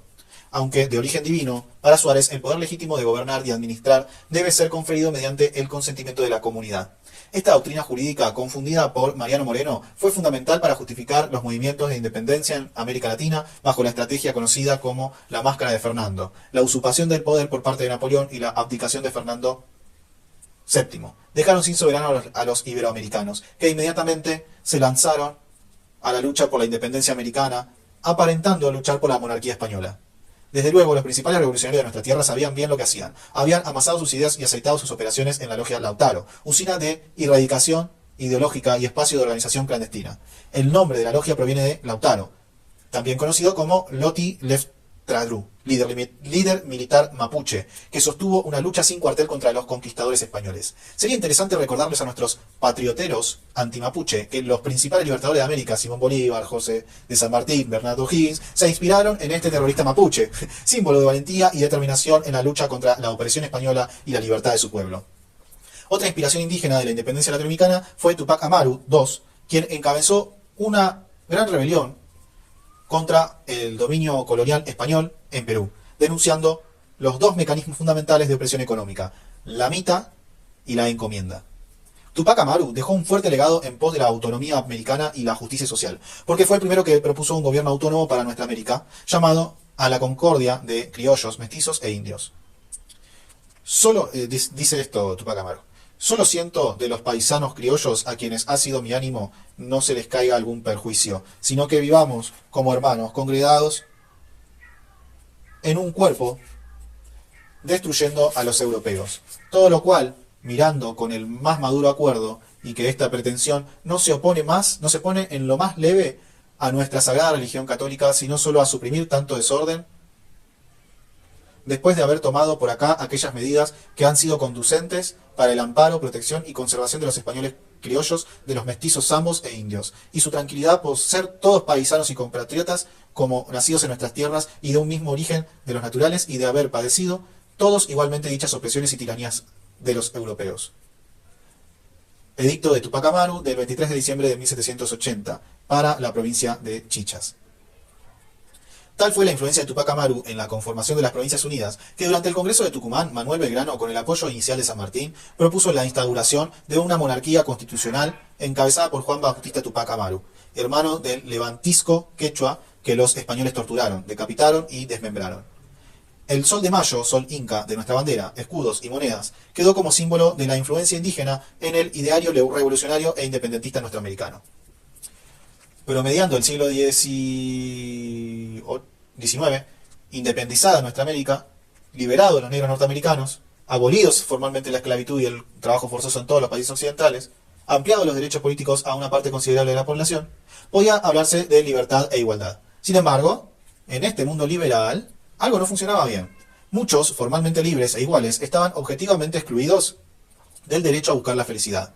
Nuevas cadenas se ajustaban en los tobillos de los que se liberaron de las viejas. En las ciudades fabriles, condiciones deplorables de vivienda, brutal explotación en extenuantes jornadas laborales, trabajo infantil generalizado, alienación deshumanizante en el trabajo, en el campo, intolerable expoliación en las plantaciones y la opresión del trabajo forzado en las estancias. Aunque esto no estuviera expresado en la ley como en la Grecia antigua, los nuevos instrumentos animados, obreros y campesinos también estaban excluidos del derecho a buscar la felicidad.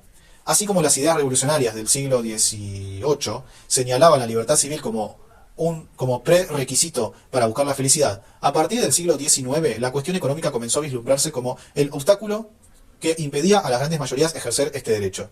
Las críticas de izquierda, socialistas, comunistas, anarquistas, etc., al liberalismo político se centraban en la opresión económica como negación de la igualdad y libertad verdaderas. Aunque el liberalismo consagra la igualdad esencial entre todos los seres humanos, en el mundo occidental, como en la granja de Orwell, todos los animales son iguales, pero algunos animales son más iguales que otros.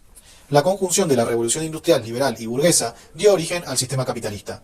Los conflictos sociales y desafíos teóricos que emergieron de la nueva realidad pusieron en primer plano la cuestión económica y social. Si bien pensadores griegos, romanos, cristianos, árabes, humanistas, ilustrados e independentistas hablaron de economía, no hubo un desarrollo sistemático, o sea, científico, de la materia hasta finales del siglo XVIII, con el advenimiento de la economía política. Adam Smith, David Ricardo, Stuart Mill, etc. Del mismo modo, muchos antes que ellos habían denunciado la pobreza material como obstáculo para la búsqueda de la felicidad. Pero fueron los socialistas quienes plantearon radical y sistemáticamente el problema. Entramos entonces en el terreno de la discusión económica y debemos volver al periodista gorila Mariano Grondona y sus etimologías. Como dijimos al principio, la palabra economía es de origen griego y significa la administración de la casa. La expresión que se usaba para referirse a la acumulación de riquezas era otra. Crematística, cuyo etimón, crematístique, quiere decir algo así como lo relativo a la riqueza o el arte de ganar dinero. Aristóteles fue quien acuñó el término y lo usaba en modo peyorativo. Esa auris sacra fanes, maldita sed de oro, que denunciaba Virgilio en la Eneida como causa mayor de la perdición de los hombres, es tan antigua como la civilización. Sin embargo, esa sed se transformó en idolatría con el advenimiento del capitalismo. La ambición dejó de ser pecado para convertirse en virtud. La mezquindad se convirtió en paradigma ético y la generosidad en una cuestión privada. Estamos dentro de un paradigma crematístico. A propósito, me parece que las palabras del Papa Francisco en Evangelii Gaudium reflejan bien la contradicción entre la ética capitalista y el humanismo cristiano. Una de las causas de esta situación se encuentra en la relación que hemos establecido con el dinero, ya que aceptamos pacíficamente su predominio sobre nosotros y nuestras sociedades. La crisis financiera que atravesamos nos hace olvidar que en su origen hay una profunda crisis antropológica, la negación de la primacía del ser humano. Hemos creado nuevos ídolos, la adoración del antiguo becerro de oro. La adoración del antiguo becerro de oro ha encontrado una versión nueva y despiadada en el fetichismo del dinero y en la dictadura de la economía sin un rostro y sin un objetivo verdaderamente humano. La crisis mundial que afecta a las finanzas y a la economía pone de manifiesto sus desequilibrios y sobre todo la grave carencia de su orientación antropológica, que reduce al ser humano a una sola de sus necesidades, el consumo. Mientras las ganancias de unos pocos crecen exponencialmente, las de la mayoría se quedan cada vez más lejos del bienestar de esa minoría feliz. Este desequilibrio proviene de ideologías que defienden la autonomía absoluta de los mercados y la especulación financiera. De ahí que nieguen el derecho de control de los estados encargados de velar por el bien común.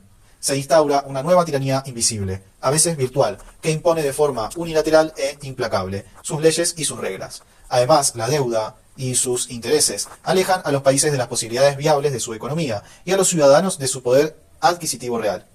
A todo ello se añade una corrupción ramificada y una evasión fiscal egoísta que han asumido dimensiones mundiales. El afán de poder y de tener no conoce límites. En este sistema que tiende a fagocitarlo todo en orden, a acrecentar beneficios, cualquier cosa que sea frágil como el medio ambiente queda indefensa ante los intereses del mercado divinizado, convertidos en regla absoluta. Tras esta actitud se esconde el rechazo de la ética y el rechazo de Dios. La ética suele ser mirada con cierto desprecio burlón. Se considera contraproducente, demasiado humana, porque relativiza el dinero y el poder. Se la siente como una amenaza, pues condena la manipulación y la degradación de la persona. En definitiva, la ética lleva a un Dios que espera una respuesta comprometida, que está fuera de las categorías del mercado. Para estas, sí son absolutizadas. Dios es incontrolable, inmanejable, incluso peligroso, por llamar al ser humano a su plena realización y a la independencia de cualquier tipo de esclavitud. La ética, una ética no ideologizada, permite crear un equilibrio y un orden social más humano. En este sentido, animo a los expertos financieros y a los gobernantes de los países a considerar las palabras de un sabio de la antigüedad. No compartir con los pobres los propios bienes es robarles y quitarles la vida. No son nuestros bienes que tenemos, sino suyos. Desde nuestra particular concepción, el capitalismo es un sistema, es decir, un conjunto de elementos interrelacionados que opera en función de un propósito con independencia de la voluntad consciente de las personas que lo integran. Así, como nuestro propósito es maximizar las posibilidades de felicidad, el propósito automático del capitalismo es la maximización de la ganancia. La riqueza en función de incrementar la riqueza. La maximización de la ganancia, en adelante el imperativo, condiciona fuertemente las formas predominantes de propiedad y consumo. La distribución de la riqueza y el ingreso, el rol de lo público y las relaciones interpersonales, las emociones y los deseos, la moral y la política, el prestigio y el desprestigio.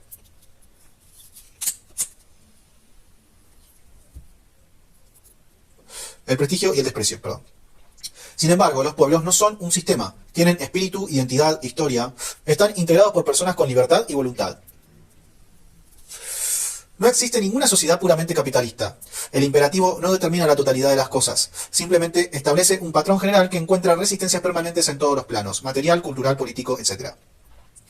La lógica capitalista tiene en el mercado su ámbito de expresión y en la empresa privada su rotor fundamental. La función de la empresa es la ampliación del capital mediante la aplicación del imperativo. Esto aplica tanto a las empresas de la economía real como a las empresas financieras, aunque en cada subsistema operan sublógicas que no vamos a analizar aquí. En el mismo sentido, el imperativo se aplica igual en los países subdesarrollados que en los de alto desarrollo. La empresa es eso. Con independencia de la voluntad de los empresarios, gerentes o empleados, un agente de acumulación de capital. La empresa ideal es un algoritmo que ajusta los costos, precios, producción y estrategias de mercado para obtener la mayor ganancia posible. No es ni bueno ni malo, es. Decíamos que no existe ninguna sociedad puramente capitalista. Dentro de cada sociedad hay contraideologías operando en todos los planos de la existencia.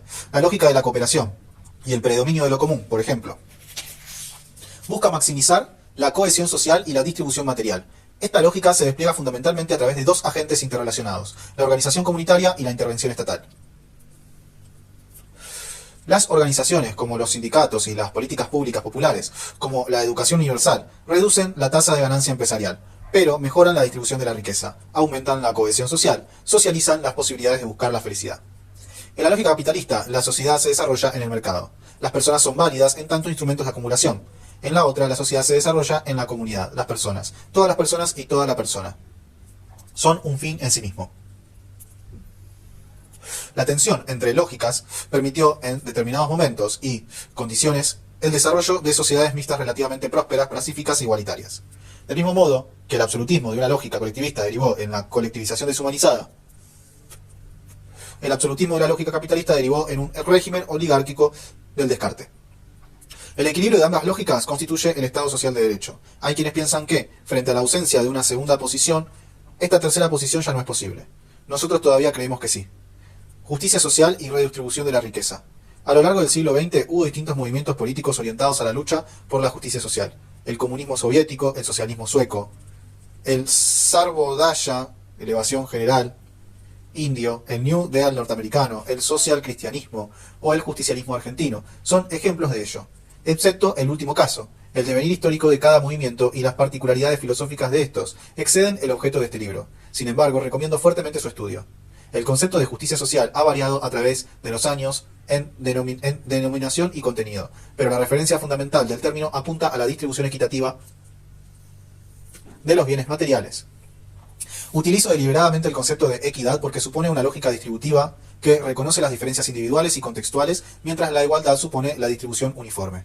Existe una frase que se le atribuye tanto al padre del anarquismo, Piotr Kropotkin, como al padre del socialismo científico, Karl Marx.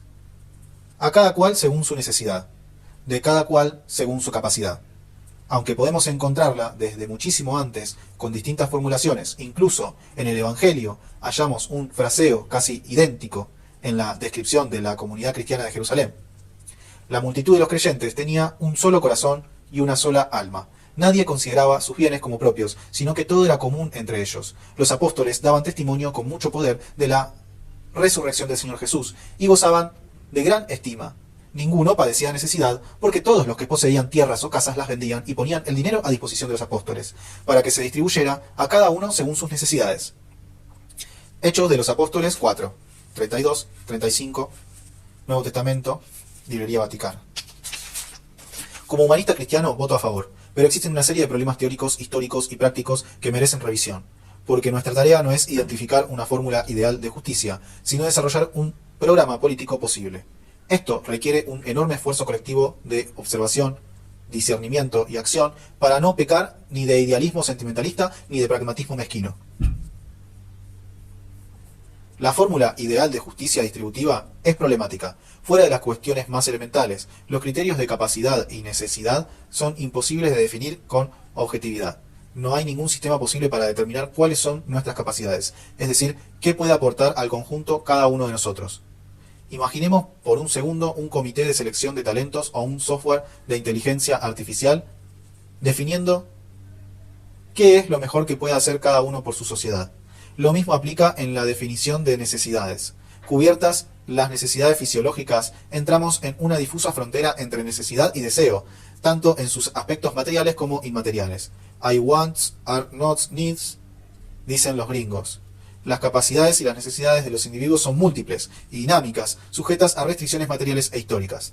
Desde tiempos inmemoriales y en todas las civilizaciones se ha producido un fenómeno de acumulación de riqueza en personas,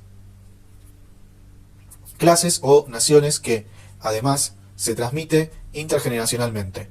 Abolir esta tendencia histórica pantópica es la fuente de todas las ideologías utópicas, del griego ou, que significa no, y topos, que significa lugar. Pero, como decía Maquiavelo, los hombres olvidan con mayor rapidez la muerte de su padre que la pérdida de su patrimonio. La tendencia parece tallada en nuestro ADN. La palabra utopía fue acuñada por el humanista Santo Tomás Moro para describir una sociedad donde no había propiedad privada, ni los ricos ni los pobres.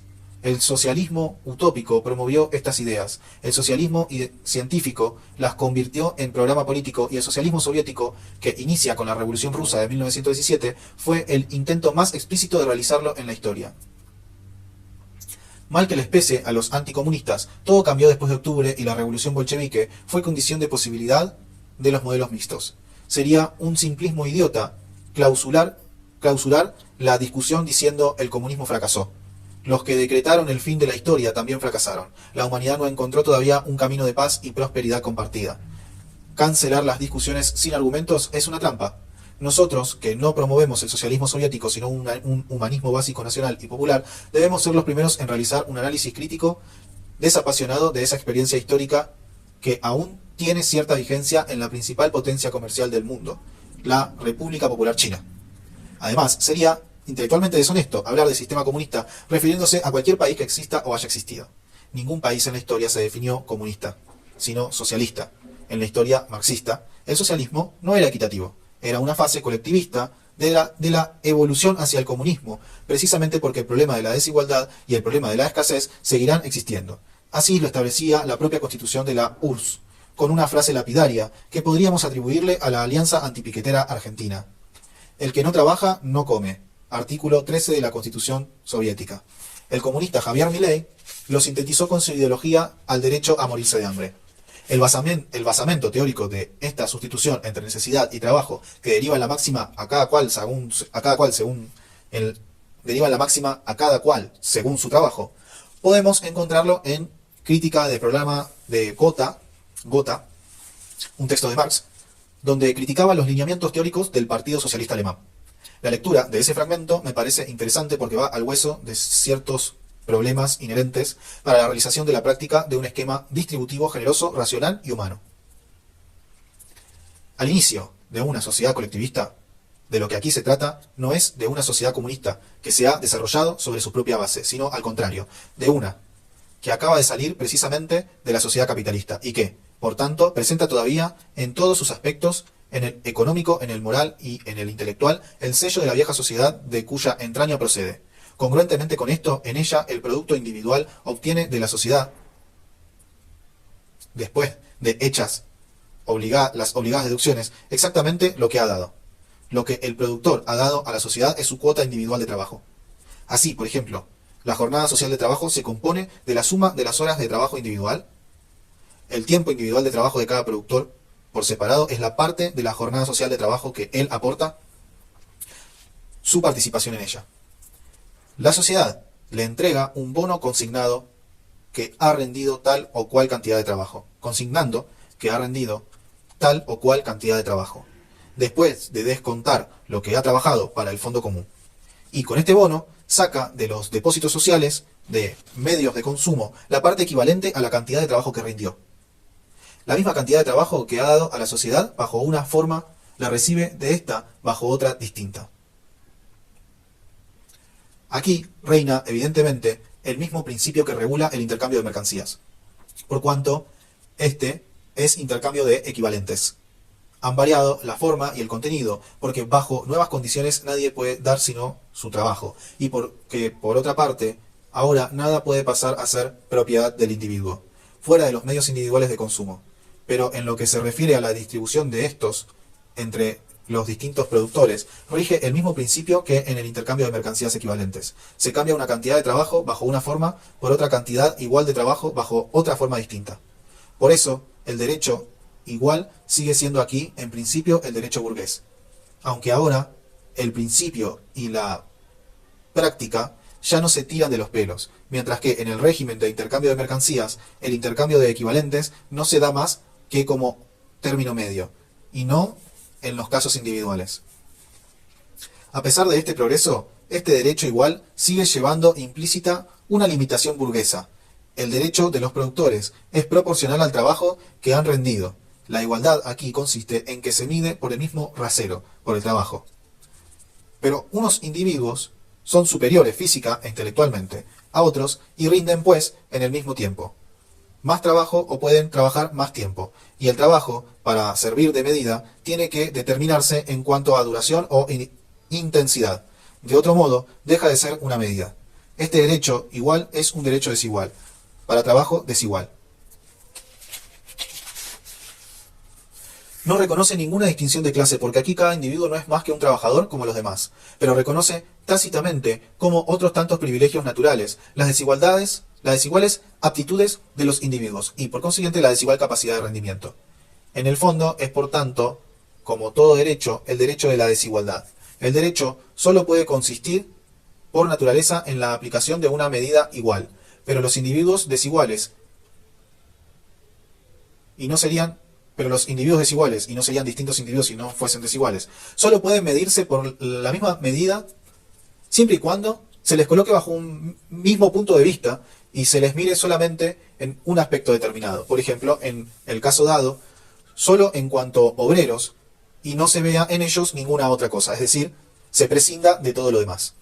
Prosigamos. Un obrero está casado y otro no. Uno tiene más hijos que otro, etc. A igual trabajo y por consiguiente a igual participación en el Fondo Social de Consumo, uno obtiene de hecho más que otro. Uno es más rico que otro. Para evitar todos esos inconvenientes, el derecho no tendría que ser igual, sino desigual. Pero estos defectos son inevitables en la primera fase de la sociedad comunista, tal y como brota de la sociedad capitalista, después de un largo y doloroso alumbramiento. El derecho no puede ser nunca superior a la estructura económica ni al desarrollo cultural de la sociedad por ella condicionado. En una fase superior de la sociedad comunista, cuando haya desaparecido la subordinación esclavizadora de los individuos a la división del trabajo, y con ella el contraste entre el trabajo intelectual y el trabajo manual, cuando el trabajo no sea solamente un medio de vida, sino la primera necesidad vital, cuando con el desarrollo de los individuos en todos sus aspectos crezca también las fuerzas productivas y corran a chorro lleno los manantiales de riqueza colectiva, solo en ese entonces podrá rebasarse totalmente el estrecho horizonte del derecho burgués y la sociedad podría escribir en sus banderas, de cada cual según sus capacidades, a cada cual según sus necesidades. A excepción del último párrafo, la explicación de Marx, guste o no, es clara como el agua. En el segundo párrafo explica cómo puede funcionar el socialismo en la práctica. Las empresas y los lugares de producción son de propiedad común o estatal, pero la población cobra según su trabajo. Seguirán existiendo escasez y desigualdad hasta que se produzca. De un modo que Marx no explica un Big Bang de abundancia material y elevación moral. Solo cuando corran a chorro lleno de manantiales de riqueza colectiva y el desarrollo cultural de la sociedad y el desarrollo de los individuos en todos sus aspectos, habrá equidad. Esta última formulación me retrotrae a la Nueva Jerusalén del Apocalipsis, donde las calles van a ser de oro, donde todas las naciones tendrán riqueza y esplendor, donde no habrá más muerte, ni pena, ni queja, ni dolor, porque todo lo de antes pasó. Amén. En la actualidad, la hiperproductividad de la empresa capitalista ha permitido que los manantiales de riqueza efectivamente corran a chorros, pero hacia los bolsillos del 1%. Es cierto que también derrama en forma de consumismo exacerbado sobre un quinto de la población mundial. Más gente de la que vivía sobre la Tierra cuando Marx escribió, obviamente, que ha rebasado con creces una canasta de necesidades que se hubieran considerado privilegios faraónicos hace 200 años. Es interesante notar que, si estos manantiales de riqueza que fluyen abundantemente por el mundo contribuyeran de manera igualitaria el stock de riqueza total que el Global Wealth Report del Credit Suisse estima en 454 billones de dólares, se traduciría en una riqueza per cápita de 56.800 dólares, supongo, y un ingreso anual per cápita de 23.149. No todos seríamos felices, pero todos seríamos ricos. Sí, está hablando de dólares. Ok. O sea, del stock de riqueza total se lo dividimos por la cantidad de personas que somos en el planeta Tierra y te da que cada una podría tener 56.800 dólares de bienes, o sea, de riqueza de cada uno, no sé, en el banco o en una casa o en tus bienes, y un ingreso anual per cápita, por cabeza, cada persona de 23.149 dólares por año. Serían 23 millones de pesos, ponele. Con eso vivimos, tranqui. Sería por mes 23 millones. Por mes sería 2 millones, más o menos, de pesos. Por mes sería 2 millones de pesos para cada uno. Y 30 millones de pesos en bienes materiales o en plata, digamos, para cada uno del planeta Tierra. El sistema capitalista no resolvió ni va a resolver la injusticia social, pero la avaricia y la competencia efectivamente operan como mecanismo de aceleración del desarrollo productivo. La promesa de los apologistas del capitalismo es que desigualdades existirán siempre, pero la prosperidad en mayor o menor medida nos va a llegar a todos. Si el capitalismo resuelve las necesidades de 2.000 millones de habitantes, ¿por qué no las de 8.000 millones? Ok, es 8-2 la cuenta. La solución es simple: dejarse de joder con regulaciones, no intervenir en su libre desarrollo y permitir que los mercados hagan su magia. Ya hay más de 5.000 millones de personas con smartphones en cualquier villa de Nairobi. Se pueden ver personas con zapatillas Nike. En unas décadas, si participamos adecuadamente de la dinámica del mercado, todos vamos a tener una pileta desbordante de riqueza. Sin embargo, como explica Mariana Mazzucato, las empresas capitalistas nunca podrían haberse desarrollado sin la intervención del Estado. Gran parte de las innovaciones tecnológicas y del crecimiento económico que atribuimos al sector privado tienen sus raíces en la inversión pública. Desde la creación del Internet hasta el desarrollo de medicamentos y la infraestructura de transporte, el Estado ha jugado un papel central como financiador y promotor de los avances que hoy son aprovechados por el capital privado. En este sentido, la idea de que los mercados pueden desarrollarse sin regulación ni intervención estatal es un mito. El Estado ha sido un actor fundamental en la creación de las condiciones que permitieron la acumulación de riqueza en el capitalismo moderno.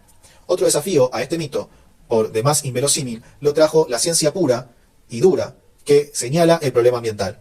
Si los patrones de consumo que resuelven las necesidades de los 2.000 millones de habitantes ricos del planeta se extendieran al conjunto, y no hay más planeta ni conjunto. Se extendieran al conjunto, no hay más planeta ni conjunto. Las derivaciones de este nuevo problema plantean dilemas de cuya resolución a escala global depende el futuro de la humanidad. La cuestión de la justicia social, es decir, la aplicación de las capacidades y la satisfacción de las necesidades, debe ser abordada bajo una nueva óptica a la luz de la actual crisis climática. El único material teórico, político y espiritual accesible a cualquier persona alfabetizada, donde se aborda seria, global e integralmente la cuestión ecosocial, es la encíclica Laudato Si del Papa Francisco. No dejen de leerlo. Muchas de las ideas allí vertidas contribuyen al desarrollo de nuestro programa político. El pensamiento peronista hizo un extraordinario aporte en el debate sobre los criterios de justicia y el rol del Estado en torno a su realización efectiva. Evita acuñó una frase magnífica que establece un principio ejecutivo de justicia distributiva cuando proclamó: donde existe una necesidad, nace un derecho. Toma mate. La necesidad legisla. Los derechos no dependen de las obligaciones. Son autónomos y están atados a las necesidades. Esta formulación peronista es de una altura moral sobre la que vamos a reflexionar más adelante a partir del poliedro de Edita. Quisiera agregar una anécdota recién salida del horno. En una reunión entre la Unión de Trabajadores de la Economía Popular y la dirigente peronista Cristina Fernández de Kirchner, Nico Caro Presti, MTE-UTEP, abordó el problema entre necesidad, trabajo y derechos a partir de la parábola de los obreros de la última hora. Una enseñanza de Jesús que aparece en el Evangelio de Mateo, Mateo 21:16. La discusión versaba en torno a la fragmentación de la clase trabajadora y los conflictos entre sus integrantes. Cristina afirmaba que los subsidios sociales producen una sensación de injusticia en muchos trabajadores asalariados que la ayudan para llegar a fin de mes. Esto alimenta una guerra de pobres contra pobres que deriva en alternativas políticas deshumanizantes. Mi posición en ese debate solía ser que las personas subsidiadas, llamados despectivamente planeros, trabajan y mucho, en ocasiones más que los asalariados, pero no cuentan con ingresos suficientes por condiciones de informalidad que no eligieron ni puede atribuírseles. En esa línea argumentativa, nuestro deber político explica que los mal llamados planes sociales son un complemento salarial para trabajadores mal remunerados. Nico utilizó un argumento superior. Hay que combatir los pensamientos mezquinos. Utilizó la parábola en ese sentido.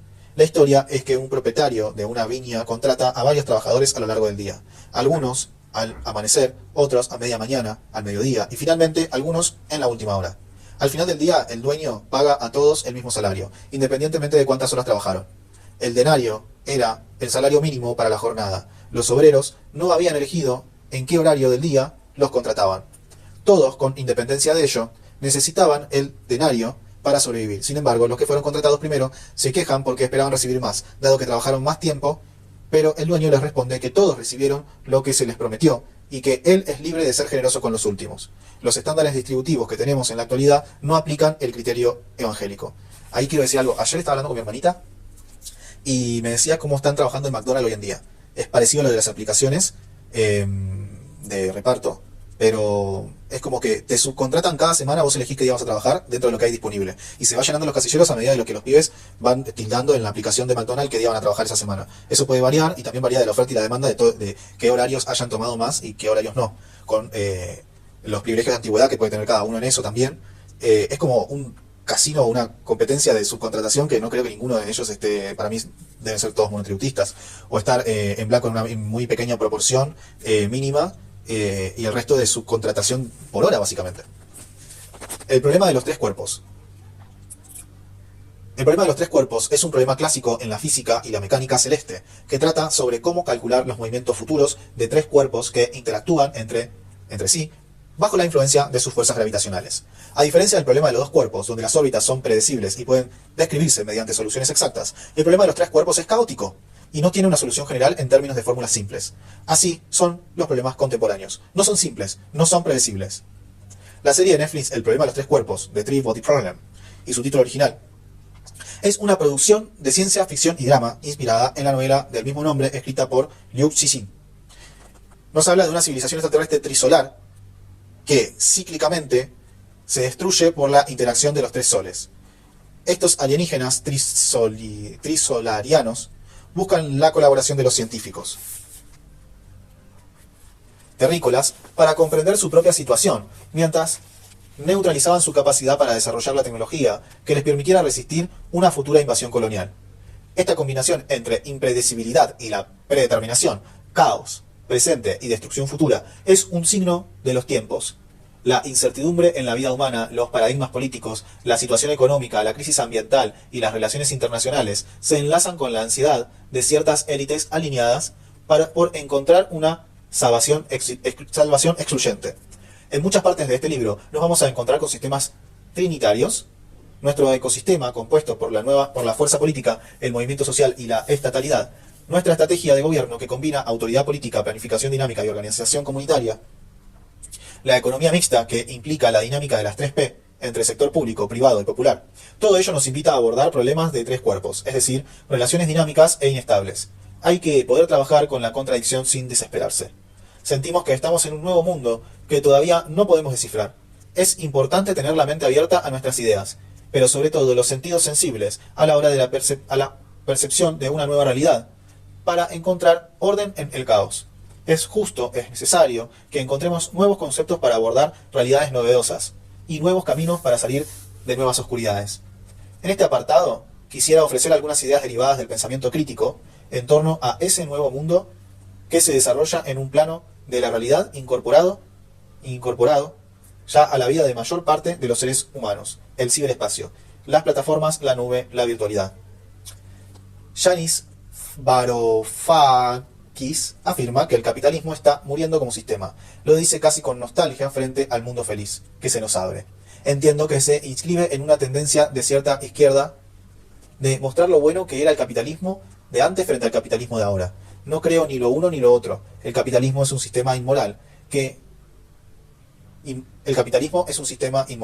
sea hegemónico, que sea poderoso, que no se advierta una alternativa civilizatoria superadora y sí múltiples amenazas a la propia existencia humana, no debe llevarnos a reconocerle virtudes que no tiene. Con todo, aunque lo que Varoufakis describe se inscribe en la lógica del imperialismo capitalista de la ganancia y, por tanto, es esencialmente capitalista. La metáfora que acuña me parece extraordinariamente gráfica para abordar los cambios de nuestro tiempo. Además, elabora la cuestión de las necesidades y los deseos que venimos trabajando en esta parte del libro, señalando que la propiedad corporativa de los medios de modificación del comportamiento es la que ordena la vida económica contemporánea. Ya explicamos qué era el feudalismo. Las prestaciones recíprocas entre los señores dueños de la tierra que otorgaban una parcela a cambio de un tributo. El tecnofeudalismo es la noción de que servimos a nuestros señores tecnológicos. Mercado Libre, X, Google, Apple, Netflix, Meta, al entregarles nuestros datos para acceder a su espacio en la nube. Es interesante ver cómo en un país del tercer mundo como Brasil se les está dando batalla a estos gigantes. Varoufakis afirma que el elemento fundamentales del sistema tecnofeudal ya no son los propios del capitalismo. Los capitalistas fueron reemplazados por una tecnocracia propietaria del ciberespacio. Los trabajadores asalariados por siervos digitales no remunerados. Los mercados por algoritmos. Algoritmos que no funcionan sobre la base de las leyes de oferta y demanda. Los medios de producción han sido reemplazados por medios de modificación del comportamiento, que no producen nada. Así, no somos más trabajadores asalariados, sino siervos de la nube. Claro, es como todo esto de que todo sea como por medio de una aplicación, como en McDonald's o como en Mercado Libre o Pedido Ya. O Uber, tiene una lógica también de algoritmo de redes sociales, no sé cómo explicarlo. Al habitar, como que te mantiene en ese circuito, digamos, el algoritmo de la mente. Después como que, no sé, vivís tu vida de esa manera, me imagino. Al habitar los medios digitales, o sos más propenso a vivirlo en esa manera. Al habitar los medios digitales, somos productores no remunerados de datos. Eso, Al habitar los medios digitales somos productores no remunerados de datos.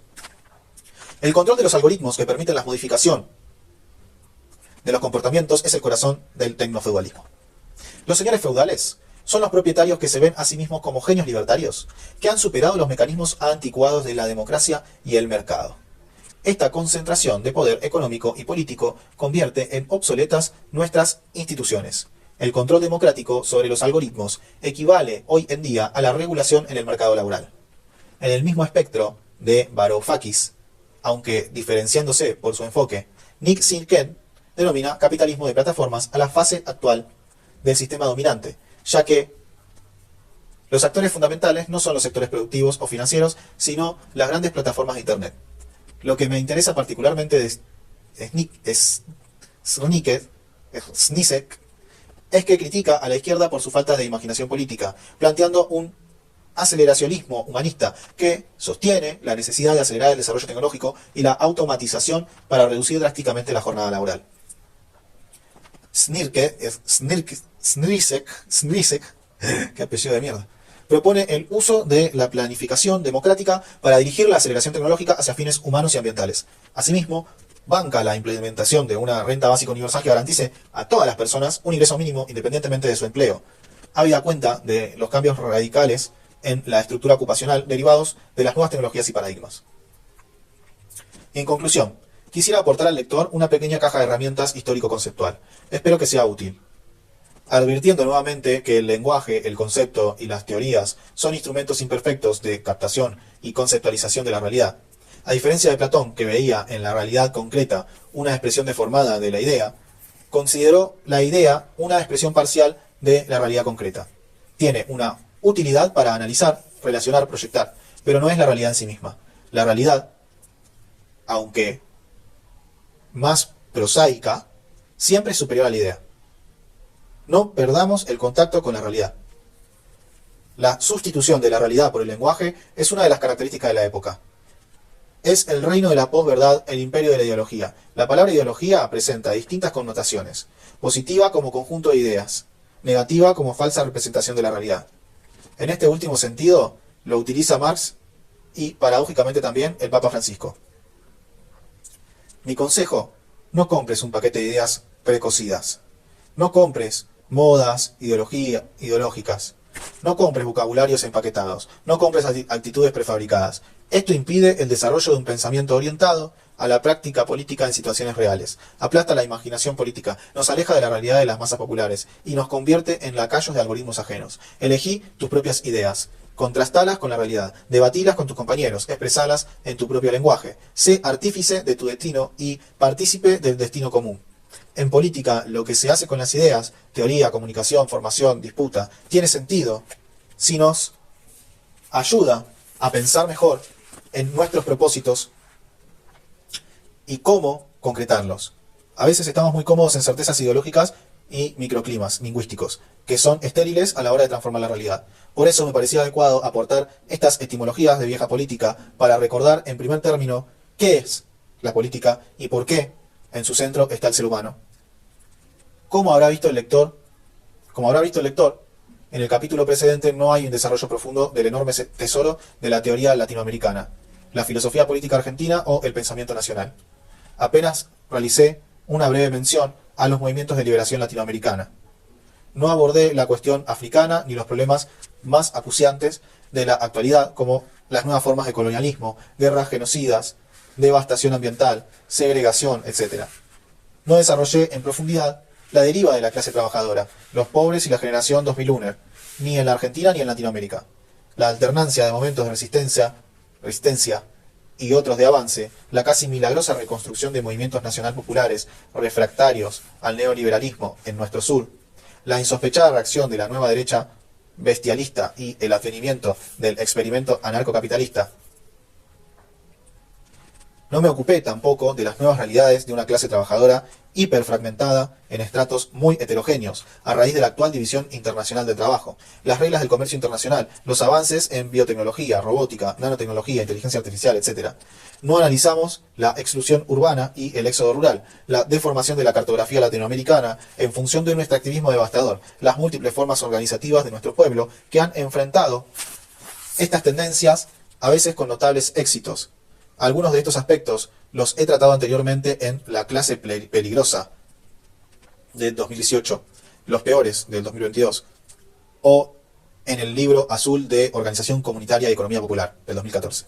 Pero desde luego entiendo que la formación política sería absolutamente parcial, solo con estos elementos de vieja política. Este libro entonces se queda corto como manual de formación, sin embargo, creo que suma en estos tiempos donde la pregunta sobre para qué hacemos lo que hacemos está en función de recuperar el sentido de propósito y clarificar qué debemos hacer y cómo lo debemos realizar. En este capítulo quise abordar la evolución de la teoría política a través de diferentes corrientes filosóficas e ideológicas que podrían clasificarse de humanistas. El recorrido inicia con Aristóteles, quien definió la política como el medio para alcanzar la koinonia o comunidad organizada, un entorno necesario para la eudamonía, es decir, la felicidad y el florecimiento humano. En su visión, el objeto de la política es la creación de una comunidad que permita a las personas vivir de acuerdo con la virtud. Aunque este ideal aristotélico se desarrollaba en un contexto de gran desigualdad, donde los esclavos eran los encargados de proporcionar las condiciones materiales para que los ciudadanos pudieran encontrar la felicidad. Con las enseñanzas de Jesús se establece por primera vez la idea de la igualdad esencial de todos los seres humanos. No hay pueblos elegidos superiores a otros, ni reyes impuestos por Dios.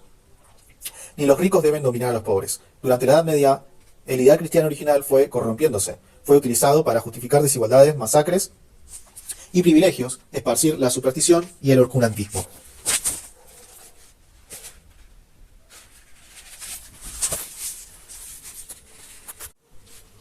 Sin embargo, siempre existieron en el seno de la propia cristiandad espacios de resistencia. Así, la escolástica de Santo Tomás de Aquino comenzó a recuperar el pensamiento aristotélico y a planear que la razón y la fe eran dos caminos a la verdad. Durante el Renacimiento, la política empezó a desligarse de la teología, con el humanismo cristiano poniendo énfasis en la dignidad humana y la posibilidad de encontrar la felicidad aquí y ahora. Esto tomó otro cariz durante la Ilustración, fuertemente antirreligiosa, donde figuras como Rousseau y Voltaire plantearon que la soberanía reside en el pueblo y no en los monarcas, dando paso a la idea de contrato social. Los dos hijos de la Ilustración, el liberalismo y el socialismo, marcaron las nuevas tensiones derivadas del sistema capitalista y la democracia burguesa. Libertad versus igualdad. El liberalismo propuso que la política debía asegurar la libertad individual y limitar el poder del Estado para proteger los derechos de las personas, mientras que el socialismo criticó las desigualdades generadas por el capitalismo, proponiendo la redistribución de la riqueza y la justicia social como condiciones para una comunidad justa. En América Latina y los Estados Unidos, los movimientos de independencia agregaron a la cuestión democrática y la cuestión social un tercer problema, la cuestión nacional. La lucha contra el colonialismo y el dominio extranjero se amalgamaron con las luchas por las libertades individuales, la participación política y los derechos sociales. El viejo topos aristotélico sobre la virtud del orden político como marco para buscar la felicidad estuvo presente en todos estos procesos. El pensamiento justicialista en Argentina retomó muchos de estos principios, abogando por un Estado social de derecho, siendo la justicia social, la soberanía política y la independencia económica los pilares fundamentales para asegurar la felicidad del pueblo dentro de una comunidad organizada y solidaria. Bueno, hasta acá este capítulo, después sigue el Poliedro de Vita. El primer video va a ser hasta acá, que es la página 87. No es todo el capítulo entero de la edición de premisas, pero lo parto al medio porque el Poliedro de Vita quisiera que tenga también su propio bloque, digamos. Así que, y aparte porque ya van 2 horas, más de 2 horas.